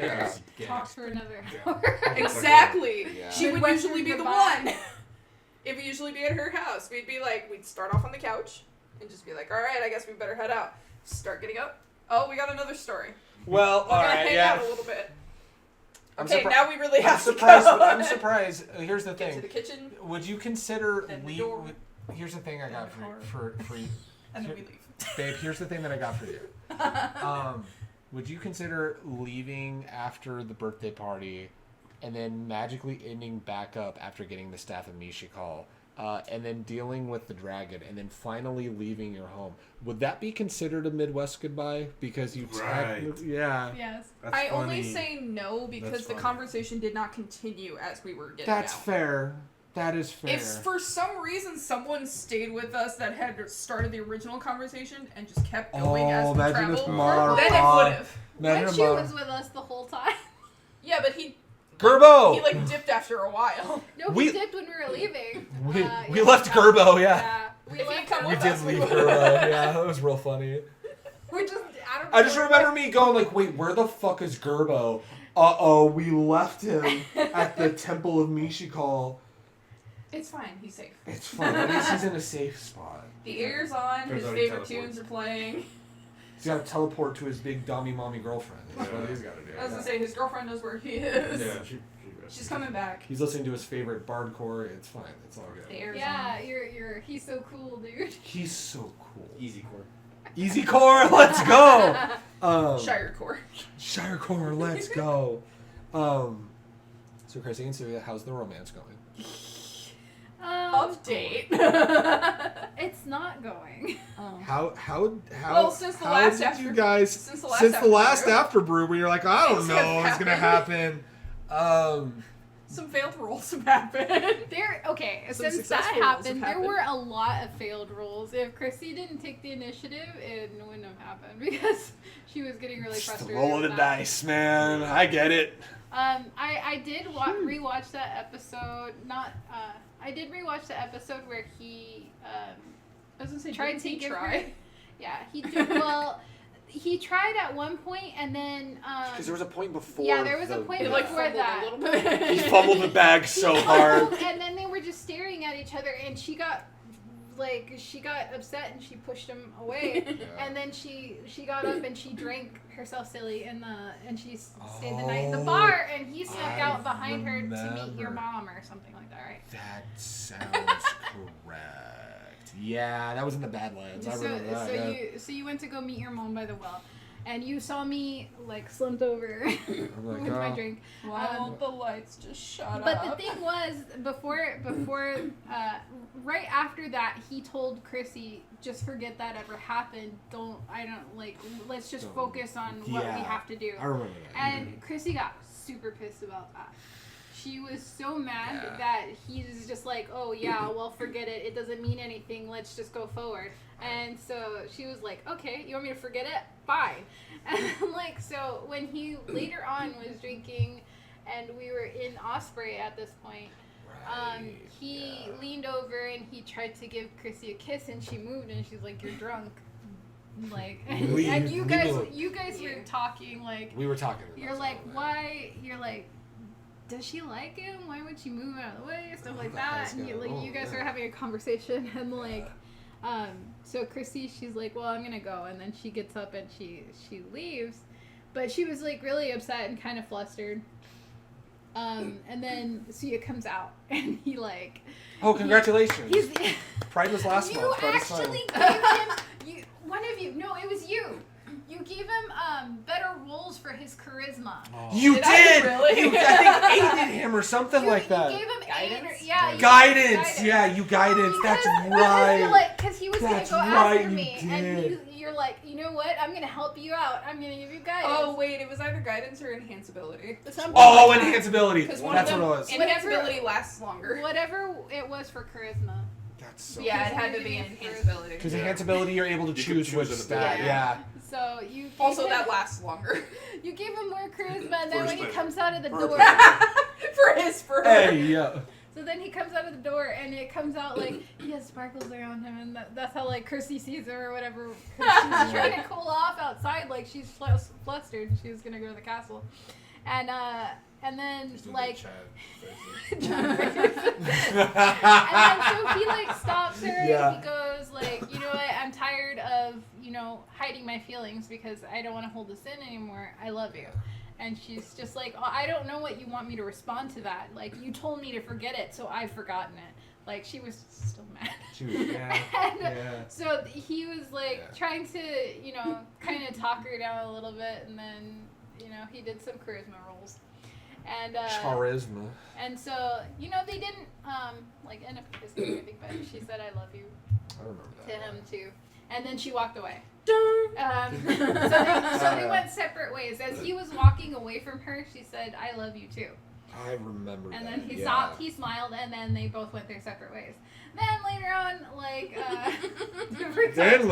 meanwhile, back at the ranch.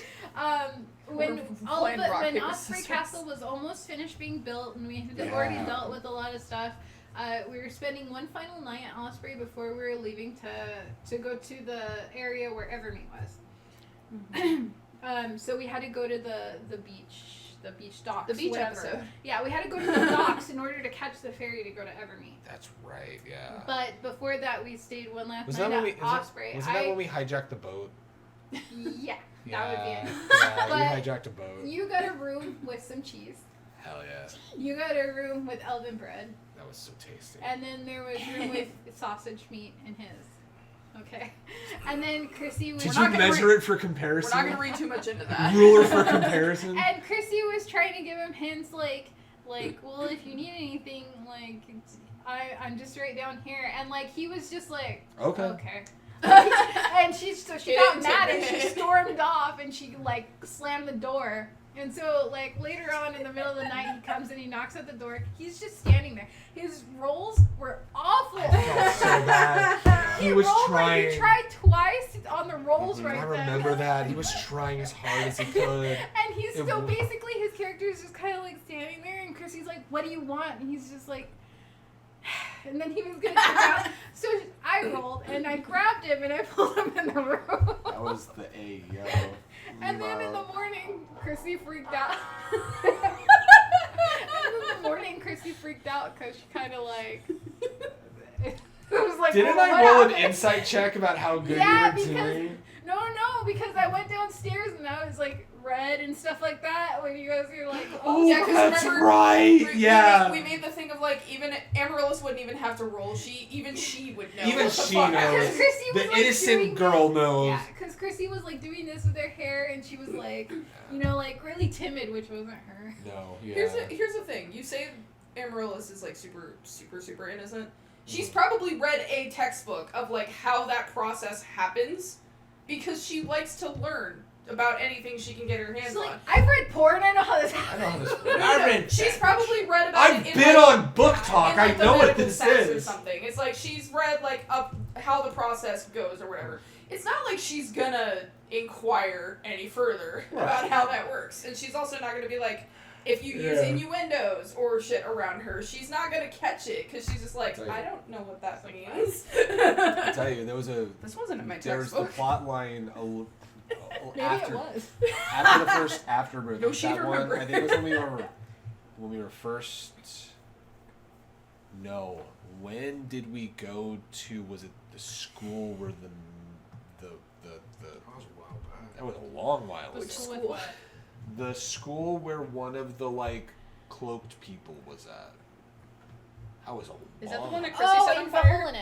That wasn't Viholinen. Not that one. I will not. The hole in it where he just attacks him. creature. Yeah. Oh my god. I won't forget. Was I wrong? Because, like, playing the character, I'm like, I don't remember where this was. Ren's catching vibes for Chrissy. This is kind of weird. And I loved how Brad, I love how, because fucking Brad having an IQ 200 move, where there was an RP moment where I had mentioned how much, like, Lily Rena he reminded her of. Like, the good version of Lily Rena. Yeah. I should call her. I should call her. But it's like... I should message her. It's literally like, it was literally right there and he didn't want to say it, that he was still down bad for his ex. And there's shit that reminds him of his ex, and it's not that he has a crush on her, he still has feelings for his ex on and off of 10 years. And it was Brad taking that, and like 3 sessions later, when Ren goes to the brothel with the succubus, and he immediately saw his ex. You want to talk about sobering out of, like, I've got fucking... Sobering the fuck up. Sobering up and going, I've got fucking problems. It was Brad remembering that from, like... Mind you, we were still about monthly, and we were doing, like, one episode, one episode a session at that point, when we were doing, like, 6-hour episodes. Yeah. But literally, it was just, like... I saw that, and I remember we finished that session, I went to Amir, and I went, Brad... this crazy fucker. Like, that was... I loved, like, just picking up that little detail. I'm all, hell yeah. And then when they ran into her down in the south, and Ren's like, I really don't... She's literally going to kill me. Oh, who's this Rakshasa? Oh, great. Oh, great. And then now King has been stuck with us ever since. Big sigh. Big fucking sigh, man. One specific question before we get into, like, favorite moments as a whole and stuff like that I have for you, Chrissy. Pick on her again. Yeah, well, because this is something that I've been wondering for a very long time, and I think I know the answer to it. I think I know the answer to this, but I want confirmation if we do or do know. Don't know. Was it the goal for Chrissy to lose the ability of her magic and do what she did in the Black Dragon fight? Or was that literally a knee-jerk reaction that Brad kind of went, okay, here's what we're doing? Or was it like a little column A, column B? Like... Or do we know? Was it planned, or was it... Was it planned, or was it kind of like it happened spur of the moment and you kind of had to roll with it? I want to say... Improv. Right? It's 75-25. Of which way? Of which way? 75 what, planned already, or... No. 75 off the cuff, okay. And 25 planned. Okay. Because it was more like Chrissy was going through a lot of turmoil right at this point, and she was losing, like, not quite her faith, but faith in her own abilities to do what she could for people. She thought that she was not doing everything she could. Yeah. And here she was with these people that she's started getting attached to because she's never had anybody close other than Nona and Regent. But the way that she views them is because if she wasn't king, they wouldn't care about her. Right. So she's useful. That's why she's like... Even if they don't see it like that, that's how she perceives it. Yeah. So if I wasn't king, I wouldn't be anything to these people. She's just like, well, you're obligated to say that. Yeah. I'm royalty. You're in my house. But here she has these people who she's never had friends before. She's never had a family that cared about her. Yeah, right? Lame-o over here. She wasn't even really, like, let out a lot, you know, because of her appearance. The people aren't supposed to know what she looked like. Right. So she was going into this huge turmoil because she felt like she was failing in saving these people, and that these people she was getting overly attached, like jealous, and like she didn't want to lose them, and she was treating them more like they were like possessions.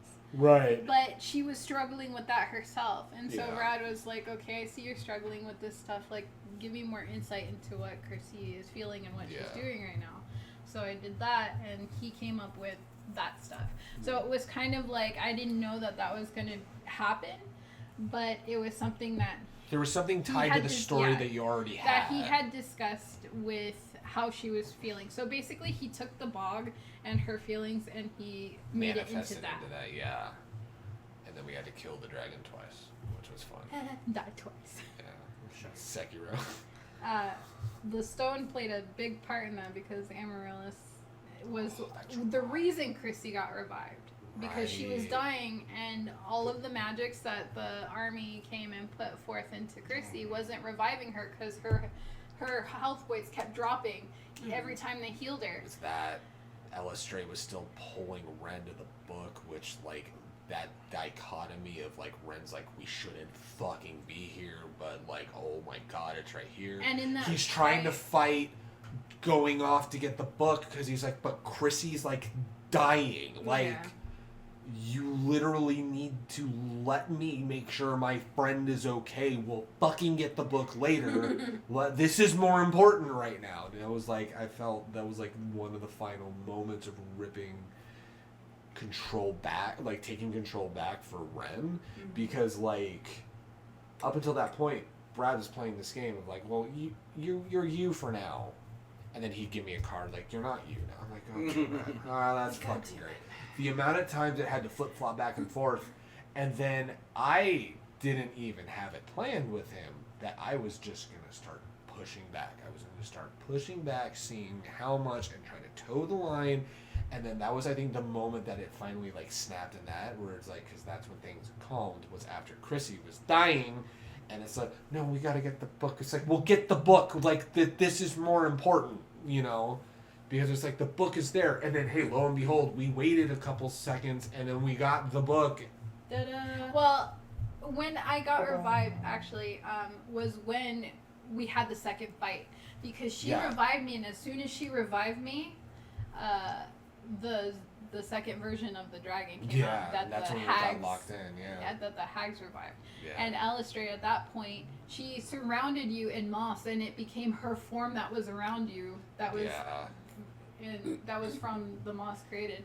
The thing, like a lot of it, I had no idea was gonna happen. Like, cause I rolled a nat 20 to figure out. Like do I think it was guiding bolt to try and like keep the dragon from killing us, and that because of the bog ended up was what fucking was killing me because I went and I pushed my divine power so much because the bog interferes with it that it just backfired. And in that, I actually don't really know what happened because the spell ended up turning into something else. It turned into like meteors. It turned into meteors. Something way beyond our level. Yeah, it turned into a meteor. And, a level 18 spell. Meteors. And so. Final Fantasy VII meteor. Once we ended up fighting it the second time, Brad gave me a card that had a spell list that I could use. And it had just those spells that I could use. And I remember you had that. And you went into trance mode. Yeah, I went into trance mode because I was being controlled by Amaryllis' stone. Because the light came from her, bounced around, and went straight into Chrissy, and Chrissy's eyes were blue the entire time, the same color the stone was. Was that the one where I was just kind of out of it for a while? Yeah, where you were being protected. I was like piloting like a few other people or something, like really low level NPCs you or were, something. and then you ended up hitting the finishing blow on the dragon. I crushed its heart or something. You did. Yeah. You were just in mode and you went. And then I came out and I'm like, oh, I'm bleeding. Chrissy's dying, you pass out, and the boys are all, what the fuck? And then me and her were like asleep for days. You guys woke her up with cheese. We did. Yeah, we cheese did. Roll. Hell yeah. Roll for cheese. Roll for cheese, hell yeah. So it was 75-25. So it was something. Most of it was not planned by me or anything, but he did. You did have something kind of for the story, for her story, and then that happened. It's like, well, this is how it's happening now. As a DM, I've had that happen where I'm just like, that's not how I thought, but okay, this is how we're doing it now. We're at the final thing that I've got, and it's the thing I've been holding on. We've kind of talked about some of them, and I want to pick on Suya first, because you had mentioned this. Just favorite moments as a whole. I originally had a specific branched out question of our favorite Suya roleplay moments. You guys that first if you want. Touche. It's gonna be Touche. Honestly, well, we talked about Touche in the first one because that was That's still Secret my Vigils favorite. episode. That's really good. About to say, because the reason why I removed the question was there's one correct answer, and it's the clubhouse. the talking about the clubhouse. That is, I think, I think that's the hardest I've ever laughed at that table. At this table was Suya talking to the cleric of like a follower of Bahamut, literally talking about. I'm sure your club will do just fine. That had to be your favorite episode because I fucking got punched by my god. That was wild. That episode had everything. But no, that moment was really fucking good. Anytime we put Suya, who out of the four of us has the lower of the charisma, not that it's bad, but he's a fighter. He fights. He's strong. Good constitution. He speaks with his weapons. He speaks with his fists, right? But it's like putting him in those situations where he's gotta be the social one. It's so funny. So these hands just want to talk. It's so, but the best. I think the reason why that one is my favorite is literally because he's trying not to be blunt, but it's all he knows what to do. Mm-hmm. So in him trying not to be blunt... He's trying to level with holy people. In him trying not to be blunt, he becomes 4 times as blunt, and it is the funniest fucking shit ever. I couldn't fucking breathe. That was beyond funny. And we, ended, shortly after that moment. Because, we were already getting towards the end, but I'm like, I had tears. I was fucking bawling. It was so funny. It's like... Because normally it's if there's an RP moment with Suya, there's always at least generally up to that point there's somebody else out from the table that was there.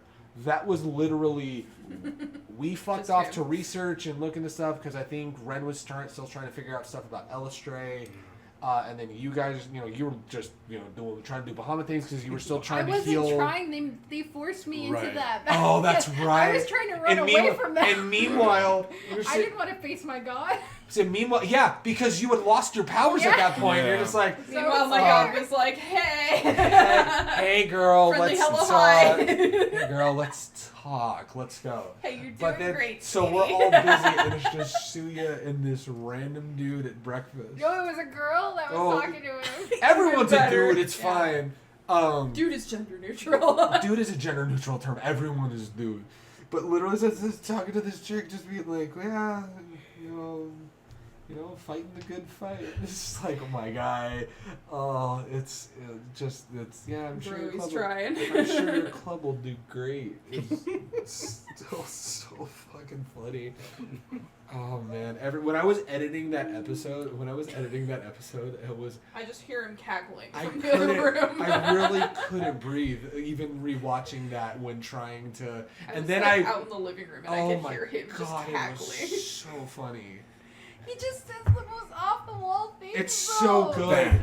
I think he IRL he was drinking a little bit. Yeah, when we're at your parents' house right outside, and I gave him that ring of the armor stuff, so that way he could do the thing. And he compliments Chrissy's outfit, and he says, "Easy access." I think I had that written down as a possible episode title, and I went, "It's not going to be the title of the episode." No. Easy access. I'm considering how many times the dice have made him fumble the bag. Yeah, bro, that might be the help he needs. He was locked. Chat, he was locked in. It was so good. Oh my god. This man was trying hard. That's right. Easy fucking access. And then my other favorite one is a more recent one when we did the battle pit and Ren was trying out a new spell. And that was Feigned Death. Yeah. And then Suya is like, yeah, I did it. All right, you can wake up, buddy. Buddy, hey, let's go. You go to touch him and he's calling you up. And you look at Chrissy and you're like, no, get down here. And you're like, Chrissy, I had the safety switch on because we were talking about Baldur's Gate. It off. I toggled it up. non-lethal I toggled it up because we were talking about Baldur's Gate that day. It was just like I toggled it. I had this. I turned off. I had the safety switch. Like I toggled it. I toggled non-lethal.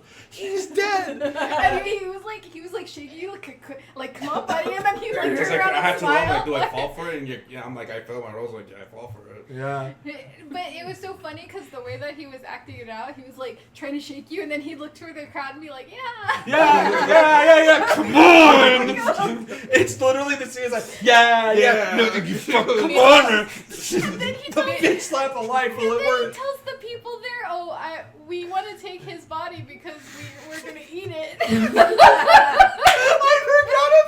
I don't remember that. forgot about the body. Meanwhile, internally, he's doing the anime thing of like, right fast! All of this while, Amaryllis is reading books, Right. studying. And Like, Chrissy's just laughing because she's eating her She cheese. knew. Chrissy knew I was faking it. Oh, okay. I think the I whole rolled. time I Right, do. right. She I was rolled gonna say, super high on the I think we both Right, rolled right. like well enough to be like, oh yeah, he's just. Because when I tried to lie to Amaryllis, she's just like, "Are you fucking serious?" Right. More like hacking, but you know. No, really, I killed him. Like, I know you're telling the truth, but you're not telling the truth. Right. I know you think you did. The whole I toggled non-lethal damage. I toggled the safety switch. It was so funny. Because I'm just like, how is he gonna? And it was a series of he did the spell, you failed the roll, and it's just so good. Meanwhile, that's my favorite part. That chaos is happening, and then we hard cut to Amaryllis, Just, enjoying her books. just vibing. This is vibes. This is good. I'm gonna read about Tiamat now. Yeah, It's just becoming a normal day at this point.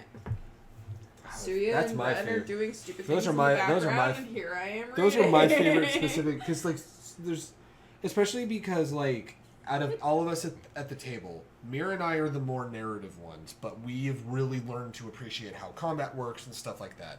You have always been like really good at balance. Like you love your combat, you love your RP moments. Sui has been the action boy. He's been the combat boy. So like adjusting to the narrative part, and we talked about He's this. the combat boy. He's the one who fights. Yeah, but he was like he was already like we already talked about it in the last Afterbrew. I remember this. It was like you were already coming into your own, and that was before all of these moments had hit.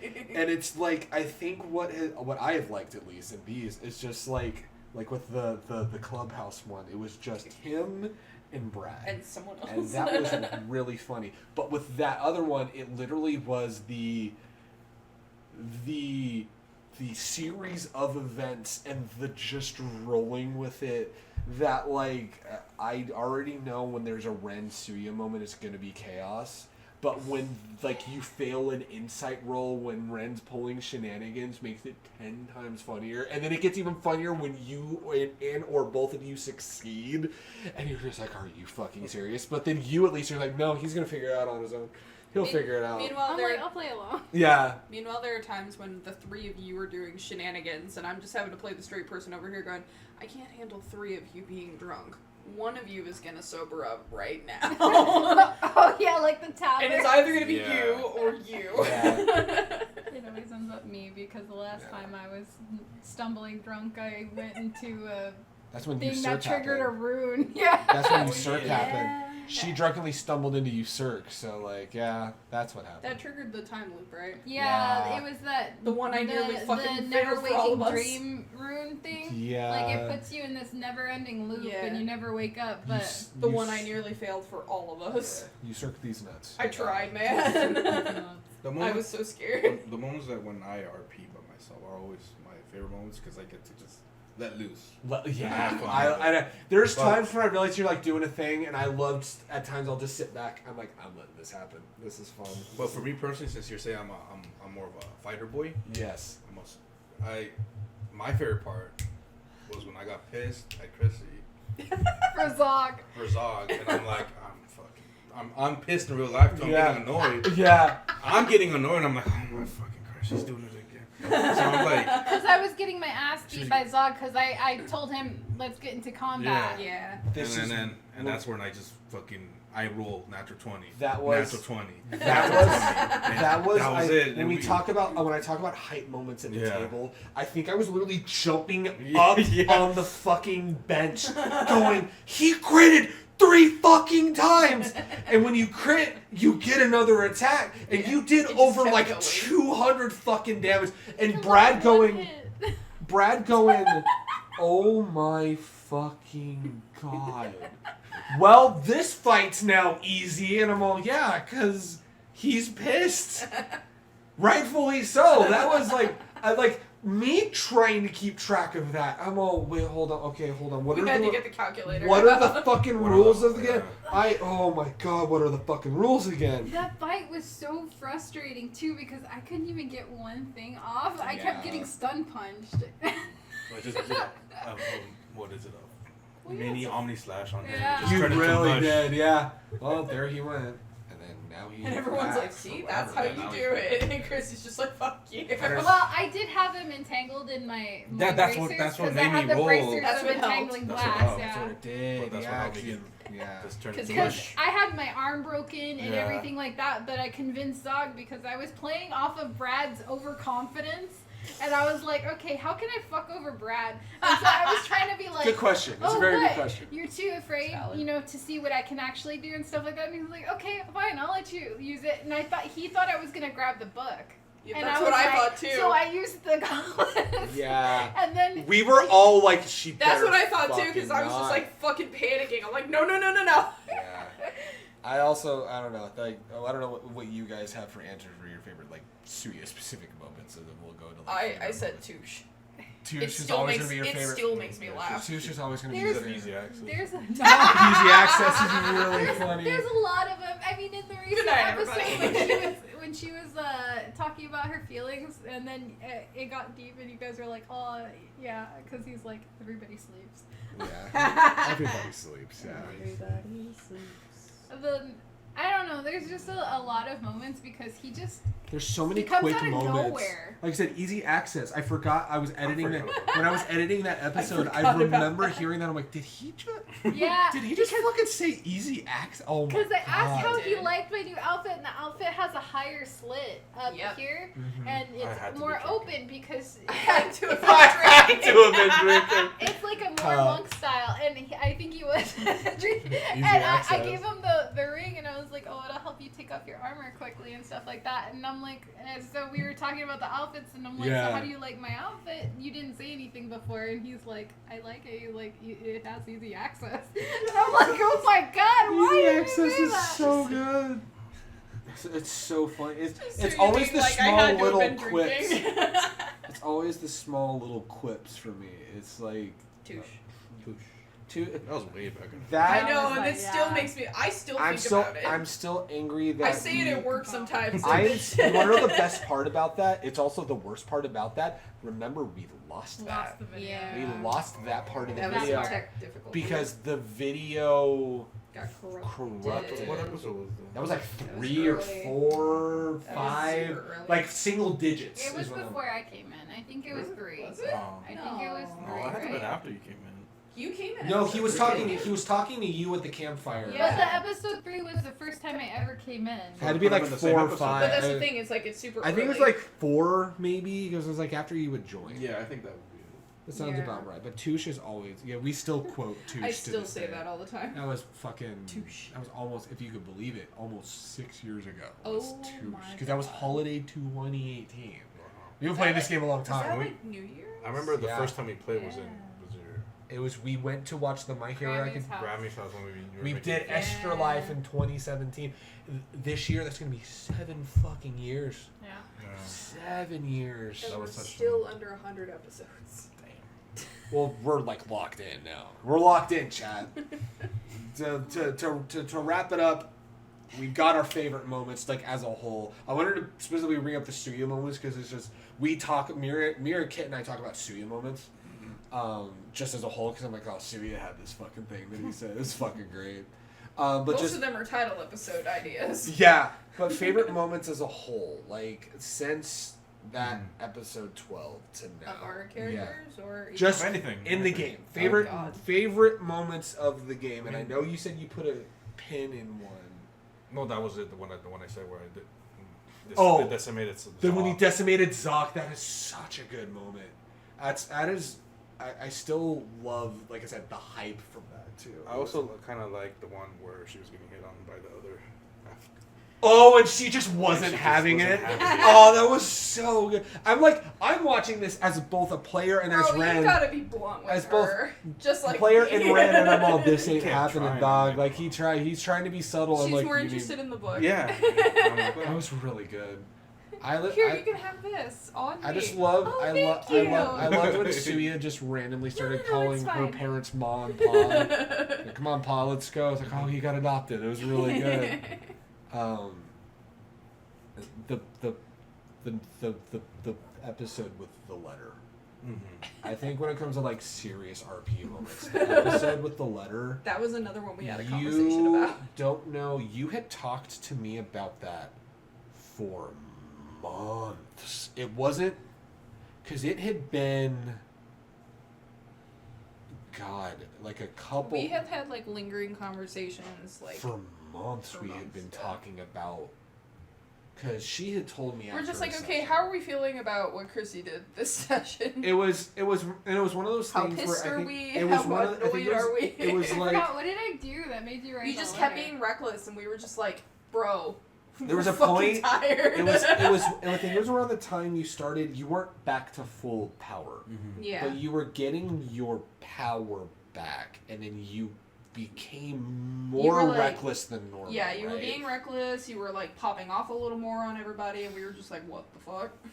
And it's one of those things that I remember, like 3 or I would say 3 or 4 months before that moment happened. Mira was just like, Amaryllis has thoughts, and I'm all, well, what are you thinking about? And she's like, well, I think Amaryllis is feeling this way, but I don't know what to do. And then you finally, like, the session prior to when you did the letters, when you went, Amaryllis needs to write a fucking letter because I went to the library to type up this letter. They because I'm like, literally went to the fucking library. I was like, I had tried like writing it myself. I'm just like, I don't know what the fuck I want to say. And then I just like, I had to go to the library anyway. Do you have the full letter?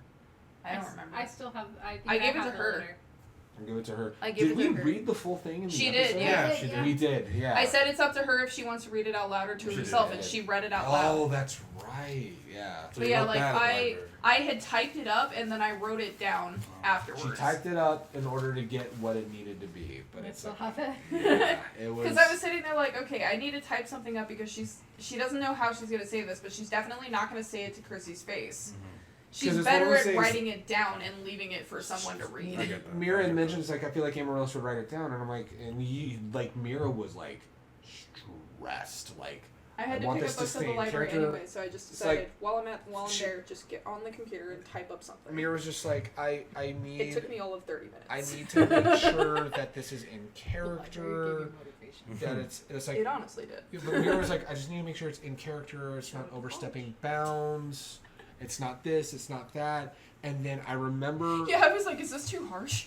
I had to proofread. It's not it. harsh enough. It's the only time in this entire game I let that him I read the have whole been thing. given something for someone else's story that I technically should not have seen, because Mira was so like scared of like, is this gonna come across as too harsh? literally Mira had a point where like right before we did that session of going, I'm going to ruin this game. Like I'm about to. I was prepared to like to tear that note up. I was just like, no, this is too mean. Mira literally was like, I can't give it to her.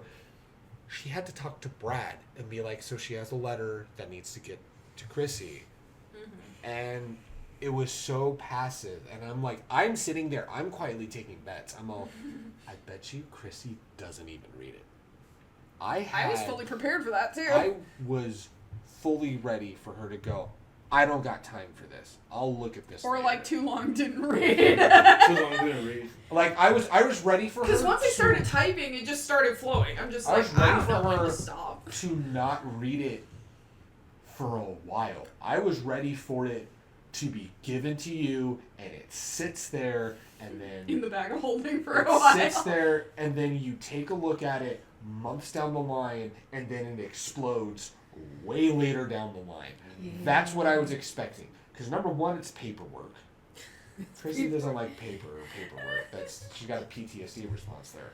But no, because of everything going on, she's like, I don't got time for this. I'll read this later. I promise I'll read this later. I was also prepared for, like, if she did read it, she wasn't going to say anything to anybody about it. She's just going to let that was the other one. I was like, thinking she wasn't going to read it immediately. Mira was like, I don't think Chrissy's going to say anything. And then the moment Suya and Ren are walking in front of her, you started... I was wearing the hat that can change your appearance, and I changed it to what I was supposed to look like before the curse. Yeah. Right. And because we were like getting settled for bed or something. Yeah, you guys. Well, because I got taken there by your mom first, and then your mom brought up family, and I was just kind of like hurt a little bit, but I was just like, oh, it's fine. Yeah. Which I mean, like your mom must be worried. She doesn't understand. Yeah, I know. Yeah. But like she changed into that. You guys walked in, and then like she hid under the blanket. Yeah. No, I waited outside. No, Chrissy hid in the blanket. Okay. Yeah. And then these two were trying to get her out of the, talk to her. Come on, Chrissy. Okay, fine. She's not gonna talk. It's all right. I just remember when it finally exploded. Like Amaryllis was just waiting outside. Like, I don't want to come in here. See, but the thing about I'm making myself cringe. The thing about Chrissy with the whole thing is she most definitely would read something right away because as a king you have to read things that are important and if she thinks it can wait. Right, but I'm sure she knew like that was Amaryllis' handwriting, so it's like, okay, I can just talk to her about this later. It's fucking fine. Are you kidding? She's so self-conscious about what you guys think about her all the time. What do you think she's like? No, I will not. There will never be a moment that gave me like actual chills at the table more because I knew that this was about to be like a moment of fucking like RP gold. Was the moment where I forgot where it was. I don't know if we were in the house or we were walking somewhere because I think you had stepped out at some point. Yeah, I ran out. I ran past you and I tried to leave because Suya was trying to grab onto me. And then didn't you read the note on the letter on the way back, if I remember correctly? I read it when I came back. You came back, and we were coming back, and it's us literally... Because the paper got left in the room. Yeah. Literally, we come back, and then you read it, and I know what it says as a player. And she's either going to shut down, or something's going to happen, or she's going to storm off to go. And then when you said, is this what you all think of me? That was the moment that I got chills because I knew this was going to happen. But I became so fucking excited because that was, I'm going to tell you, Chrissy, that was a long time coming. That was years of the three of us. Newsflash, bitch. No. But that's why I kept being like, is this too mean? Because I'm the just thing like, is that it's not too mean. It's Ren and Suya to varying degrees have tried to voice these concerns, and then to have Amaryllis just give the teardown of the century in written letter. Bite my thumb at you. Good day to you, sir. Right, but like literally the teardown of the century. I'm gonna say it like that. And literally, like, is this how you all feel? Fucking roast. Yeah. God damn. Of all time. But roasts are funny. This wasn't funny. The roast of Chrissy Viola, yeah. But it's like when you literally held the note up and went, "Is this what you think of me?" I was like, "This is about to pop the fuck off." And then I'm thinking, "Oh, it's only going to be the three of us." And I'm just like hiding under the table. Oh yeah, I remember. And then Amaryllis gets brought in. Did I message you or something You did. You needed to come now? No, I think you heard me outside or Did something. I hear you outside? Oh, you because I was waiting right up. Yeah, I was waiting right outside. And I perceived you outside. I you told got you perceived. to get inside. It was either like maybe Something she like started like crying or something outside. No, she you was tried- hearing you guys. I think the thing that gave you away though is you tried to move away and Yeah. you rolled really low and you made Yeah. noise outside. I probably stepped on a twig or something. Shit! Damn it. The Classic. classic twigs. But like I mean, I'm that assuming. whole, I don't remember. I remember Brad sitting I just there, remember and she you was could waiting tell outside. Brad, I'm not going in there. you could tell Brad had so much Yes, planned. you are. You could tell Brad had so much planned for that session, for that episode. And then one letter. Derailed the whole thing. Literally, we spent, what, an hour in that RP moment? It's like an hour some change. And then I won't forget, and this ties into another one. This ties into another one of my favorite moments, which just recently happened. It was you going, well, how can I open up if you're not opening up, Amaryllis? And literally Amaryllis is going, well, like, basically, to paraphrase, going like, it's gotta be earned. You don't give to me, I don't give to you. It's give and take. It's like... She also had something to the effect of Amaryllis was just like, because I don't know everything that's going on with me right now. It's like you... Amaryllis was literally like... I'm it was still like figuring it out. Yeah, it was like that back and forth because you're like, well, I don't know everything, and I'm like, nobody knows everything. I'm like, and yet you don't want to rely on us, and yet you're over here telling me I need to be able to rely on you guys.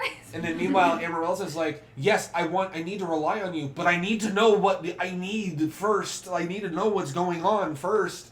And like that happened. I can't tell you what I don't know. And then that led to the other moment, which was very recent, when the other shoe dropped and Amaryllis has her big moment of just unloading everything. And that was the one that was the one that I was sitting there and I was like, I had no idea that was going to be the time. I had no idea. I know Mira has told me, like, away from the game, like, Amaryllis is going to break at some point. She's going to finally just go. And, like, just that moment of everything. Wasn't that also the session where we literally just made the deal with that fucking turtle or whatever? That whale or something? It was that was the episode before that. It was that same But it, like, happened same day. Yeah. It was that same day. It was just a lot. Like where for you? A lot going on. That was a lot, yeah. So you More say for you, players' so you sake, say because I was just so like, I gotta I don't ask know. you, why was the letter one of your favorite moments for you? Because it was the giant roast of Chrissy V. Holen in there. It was like, It was more like because it was such a candid moment that it was kind of like, it wasn't just about Chrissy, it was like more of the relationship that she had because she had been, you know, like keeping you guys at arm's length but at the same time not letting go. Like her grip was tightening but it was so far away. yeah, it was And- like, you know, those leashes, you know. But she was just increasingly getting more upset. She didn't know how to deal with anything. Like after she lost her power, she was just like everywhere, and she didn't know how to be useful. She didn't know how to, you know, do the things that she normally did, and she was upset to hear that she couldn't be relied upon when nobody was, you know, giving her anything to rely on. You know, it was kind of like a really big back and forth, and it was ended up being like a pivotal moment in her character development because she started kind of just firing off a lot of the things that happened and why she's like that, and it kind of going back and forth between the characters, like with Amaryllis, like, well, why don't you tell me this, or why are you hiding this? And then she's like, well, you shouldn't be hiding this either. And it kind of, I feel like it made everybody kind of understand each other a little bit more. It wasn't just Chrissy. It's almost like everybody kind of had I wonder a how say. that moment would have hit if that had happened in the middle of Ren's arc instead of Amaryllis's arc, because I think we most definitely would have been at each that other's would throats. have been the most vitriolic. That would have probably been potentially party splitting at that point. a huge I think wedge, if that would have been Or TPK. that I mean, would- as it was, you tried to kill me when I tried to kill his mom, It was- and the only reason you didn't succeed is because you both rolled a 20. yeah, You rolled we a had 20 to joint hit me, and he 20s. rolled a 20 to get in the way, and he deflected your attack. It was if that, I'm glad that happened We all after. hit each other at some point. Yeah. Yeah. Suya's the only one that hasn't stabbed Two of you have stabbed me. Yeah. I was not myself, to be fair. To be fair, as I per was Chrissy. controlled. Typical Chrissy. We've both been possessed at least by the book. Yeah. A couple of times. Yeah. But There's I was darkness being in your soul that's I gonna was eat being you controlled alive. by an Yeah. ancient elf vampire. I tried to choke you. You stabbed me in the back. Suya and I just spar. I stabbed you in the back because Brad thought it would be the most traumatizing thing for you. Yeah.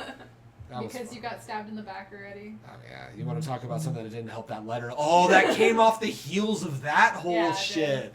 Oh, Yeah, when she stabbed you and all that fun shit. That actually made her feel even more helpless because she fucked you guys over. Yeah, that was fun. It was funny getting hit by a serious sword though, like bonk.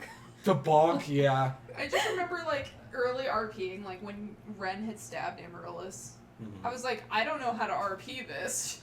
She would probably be more upset about this, but I'm just like, it's okay, let's just move on. You were in shock. You were But I shocked, remember yeah. I kind of threatened him.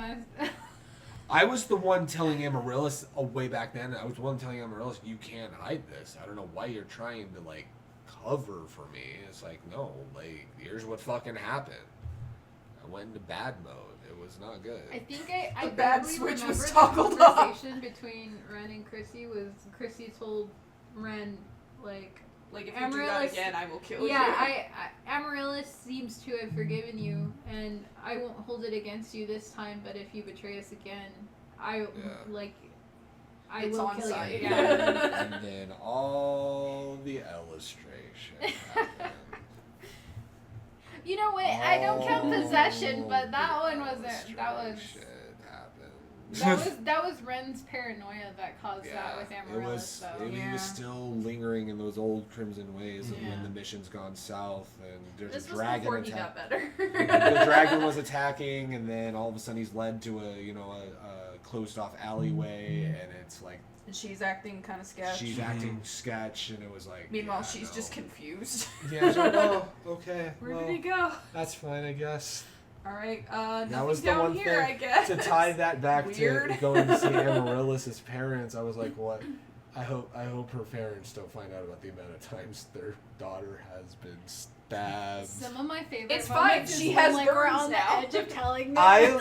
You want to know what that shit reminds me of? You know when you're Meanwhile, like, she's got burns on her face you know- now, and so it's like, you all know right, when you're, yeah, you it is a know little dangerous. when like you're at your one friend's house who has the super like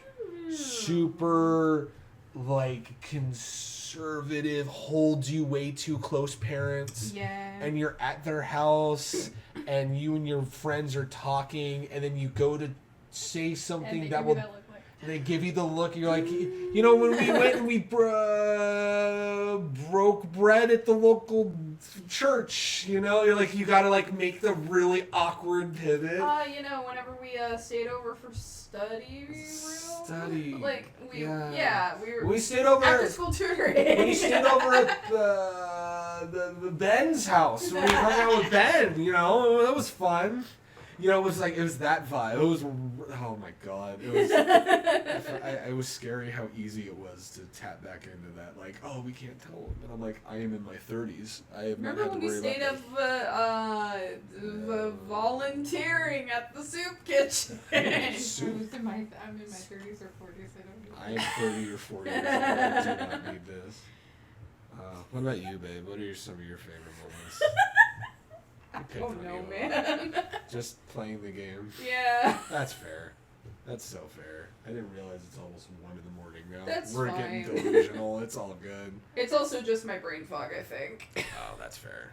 I just there's a lot of moments, and in the beginning arc, I think most of us didn't really get along, and then there was a time where, I think especially in your arc, like you and I just did not see eye to eye. Brad was really good at weaponizing that divide between the characters, because it's so funny us talking away from game during that time, and we're just like, what the fuck, Brad? Like, are you fucking kidding me? I just realized, like, Amaryllis had a tiny bit of snark early on.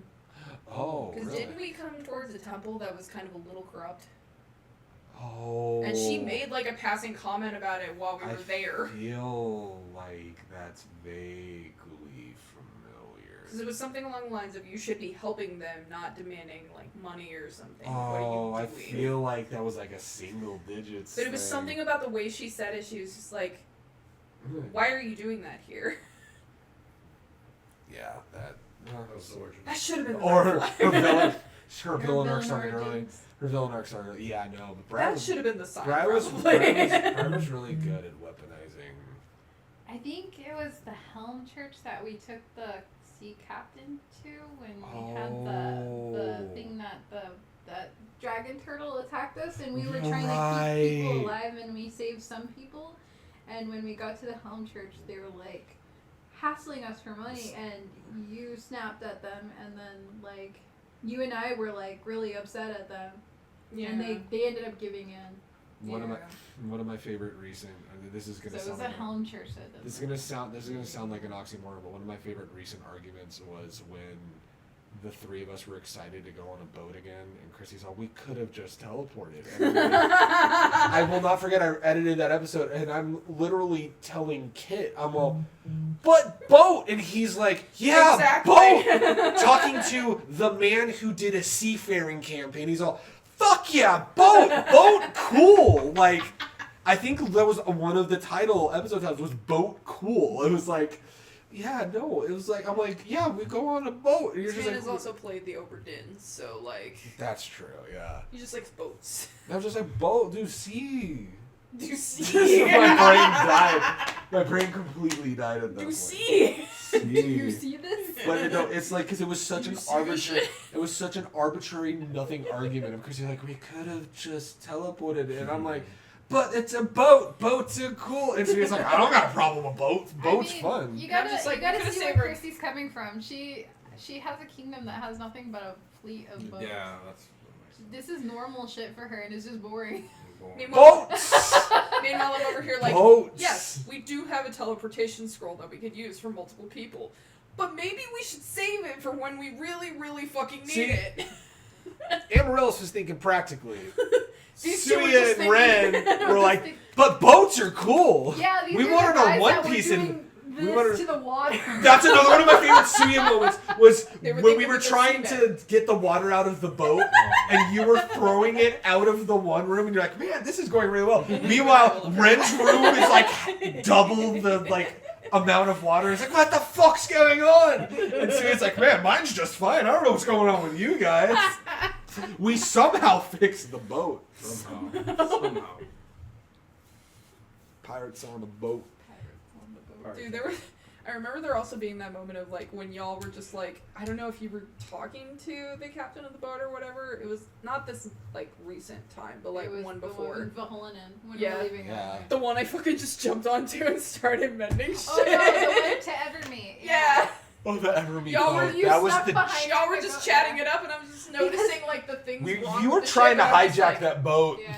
No, I was just trying to. No, I'm saying Chrissy was. Chrissy was trying to hijack that boat from the fucking guy who owned the boat. And I'm like, Amaryllis is just like noticing all the things that are like broken or something. I'm just like, Yeah. you know what? I was Let me just fix haggling that real with him. fast. Because I was like, we could fix your boat faster. Meanwhile, As a Amaryllis- point. Yeah. Exhibit A right here.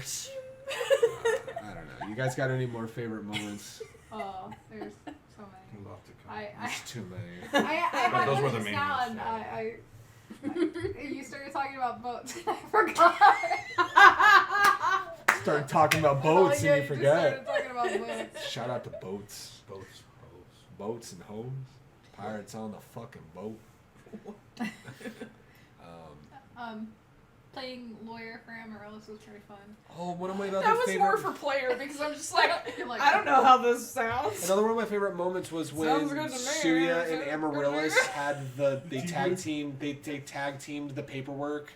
Oh It yeah. was like just a fun little moment of like Suya's like, all right, well I got this organized here, and it was like sign. It's like, yeah, no, that's fine. A couple of my favorite moments with involving Suyu was when I got frustrated with him and I started fighting sparring with him because I was frustrated Oh. in the town that had gotten attacked by the young Right. green dragon, and then the soldiers came because the mayor wanted to see us. And so we weren't getting along, and we went over to the thing, and Sia tried to trip me, so we both rolled to contest, and we both rolled a 1, and then we tripped together. That was so good. And then they're like, "Are you sure these are the people that saved our town?" These are our heroes. And then the one with Typhlin, where he like does the charm thing to Chrissy, and then he like gets mad, so he like smashes the whole entire jail cell in to try and squish Typhlin. That's right. Yeah. And then when he tries to, I think he tried to punch Typhlin or something like that after, and Chrissy, since she was charmed, she literally jumped against the wall and wrapped herself around his arms to stop it. And Amaryllis was trying to get over there to touch Chrissy, but she was too high up because she was really good. She was trying to dispel the charm. One of my favorite Chrissy moments, and this is another one of my favorite Chrissy moments is, and it's also tied to a Suya and Ren moment.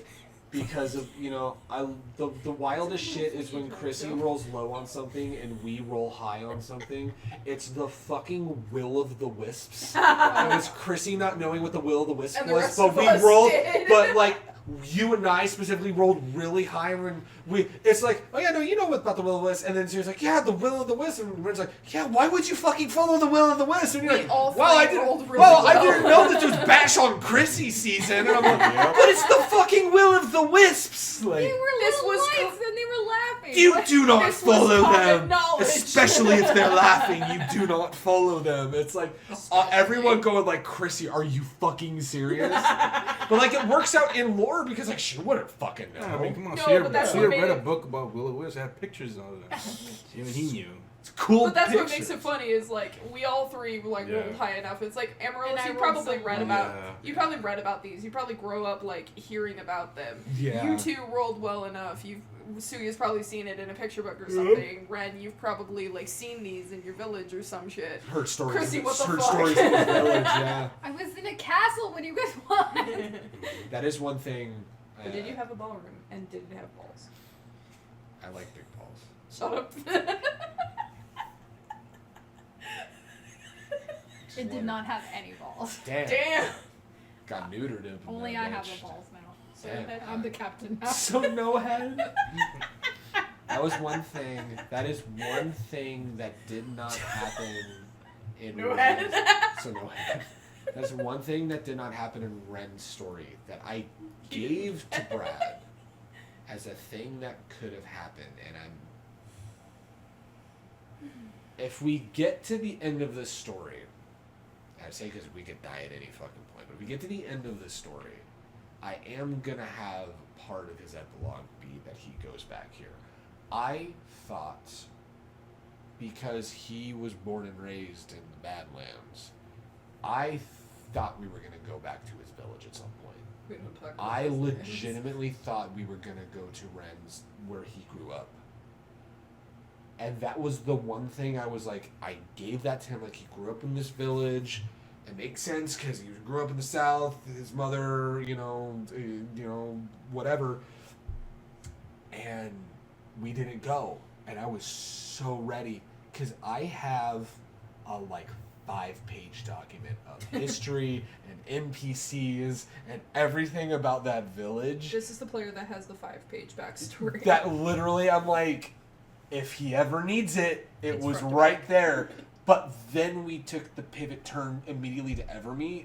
And in the grand scheme of things, that was the better pivot turn. But I would have loved to have seen how that went down. See, the reason I don't think that's really possible was because, not only did he bring your mom into it, and he did bring NPCs which that I you was might not know, expecting in the first place. But there was a terraform of the land, so everything was displaced and different. Your town would not be where you thought it was, and there might not even be a town anymore. So that's a mystery still. You might run into people still that you knew from your town or whatever in the backstory you gave him. I was ready if he ever had that or needed that. But I think because of the terraforming, that village is not exactly where it should be. probably up on a mountain now. Or it displays somewhere, you know. Or it's on a boat. On a boat. That's why we need to go on the boats. Or it disappeared with the mountain. Because he brought up the terraforming up a couple times, so I feel like that was because why Ren didn't really know the area as well as he should have, just because it was changed. Yeah, that's fair. AKA, you might run into it. At some point, you never know. We might be up in Waterdeep and we run into neighbors, or maybe they merged. And Damn. Not that far, but like that. The south. You got yeeted up to Waterdeep. You never know. You never know. Oh man. I mean, places have been sent to Avernus, so you never know. Yeah, you never know. When are we going to Avernus? Avern these nuts. Anyway, God, is there anything else we wanted to touch on before we get on out of here? I think we're good. I don't know if there's anything else. I do want to go over what being AI thing. Oh yes! Yeah. Let's end on the Bing AI thing. I need the context. I remember when you told me about this, so go ahead and give the context and then. So I was I had just like started using Bing AI just to ask stupid questions or anything like that, right? Yeah. So I As was you would with AI. Yeah. I remember this. I was like, you know what? I want to know how much it knows about the homebrewers. So I would ask it random questions about the people like inside homebrewers or whatever, and if it had like some wrong information, I would correct it. Yeah. and because at one point it thought me and Ren were brother and sister. Oh no. Yeah. I mean, we argue like we're siblings, so that makes sense. Of the way We all they act argue like we're together, and then siblings. because they look similar with their dark hair and whatnot. So it thought that they were brother and sister. It That's kept so thinking funny. that they were brother and sister. We had to correct that. Yeah, I remember that. That was funny. Get that misinformation out. Then I asked it, I'm like, so, can you recommend a good episode on the Homebrewer series on YouTube? And it said, sure, I can recommend a good episode of the Homebrewer series on YouTube. The Homebrewer series is a web show that features a group of friends playing Dungeons & Dragons, a popular tabletop role-playing game. One of the episodes that I enjoyed watching was Welcome to the Family. Yes! Where the characters have an emotional intervention for Chrissy, who has been hiding a dark secret from them. It was a very touching and dramatic episode that showed the bond between the characters and the players. Chrissy shared that with me, and I think literally your comment was, "This fucking bitch. How dare being AI?" And I'm cackling. I'm sitting here. Is it wrong though? It's a great episode. It's one of the best. Yeah, it's really good. And it had a really good explanation of the episode that we didn't really put too much in any of the videos. I try to keep it as vague as possible to at least have some hooks. Yeah. So like. Although it gets hard to not spoil a prior episode when you get later on and you go, well, okay, well, if you're not caught up, then oops. Amazing. Then go catch up. Go see how that happened. Go see how that It doesn't matter that you got spoiled. Just know how it happened. It's all the journey. It's all the journey. An unexpected journey. But I was not expecting. I was expecting to give me something wrong or just say like, yeah, sure, and pick a random, like the shit. most. Yeah, but even if it picked the homebrewers one, I was just thinking it was just gonna grab one off the internet and be like, oh, how about this one? But it literally gave me a description. said it enjoyed watching it, and I was like, holy shit. Even artificial intelligence is dunking on Chrissy V. Holland. And it wasn't even the latest episode at the time. So No, it wasn't. That. It was like a couple months after that episode came out. It wasn't the most recent episode. God. I was just like, oh, that's so funny. It was really good. So I was just like, oh, that's great. You got burned so bad, you're now Crispy V. Holland. Which I wrote down as an episode title for episode 80 and 81. Oh, man. All right, well, we're going to wrap it on up here. Amazing. Hopefully you guys enjoyed another Afterbrew. I like to do this a little more frequently. I like to do one with... Until the next 4 years, guys. Yeah, we'll see you guys in another 4 years. That. No. Well, it was probably going to be... I got, like, Brad questions, but... Whenever you get a chance. Whenever he's not working. Whenever you get a chance. But no. Thank you guys so much. We'll catch you guys. Yeah. Thank you. Thank you. Skype. AOL. AOL voice. We're getting on AIM. How do you guys feel about Omegle? Anyway. Can't access it anymore. No. Anyway, thank you guys so much. We'll catch you guys in a couple weeks for episode. Yeah. We'll catch you guys in a couple weeks for episode 82 of the Homebrewers. So, you guys We'll catch you guys on Neopets, and we'll catch you guys in a couple weeks on YouTube. Gaia Online.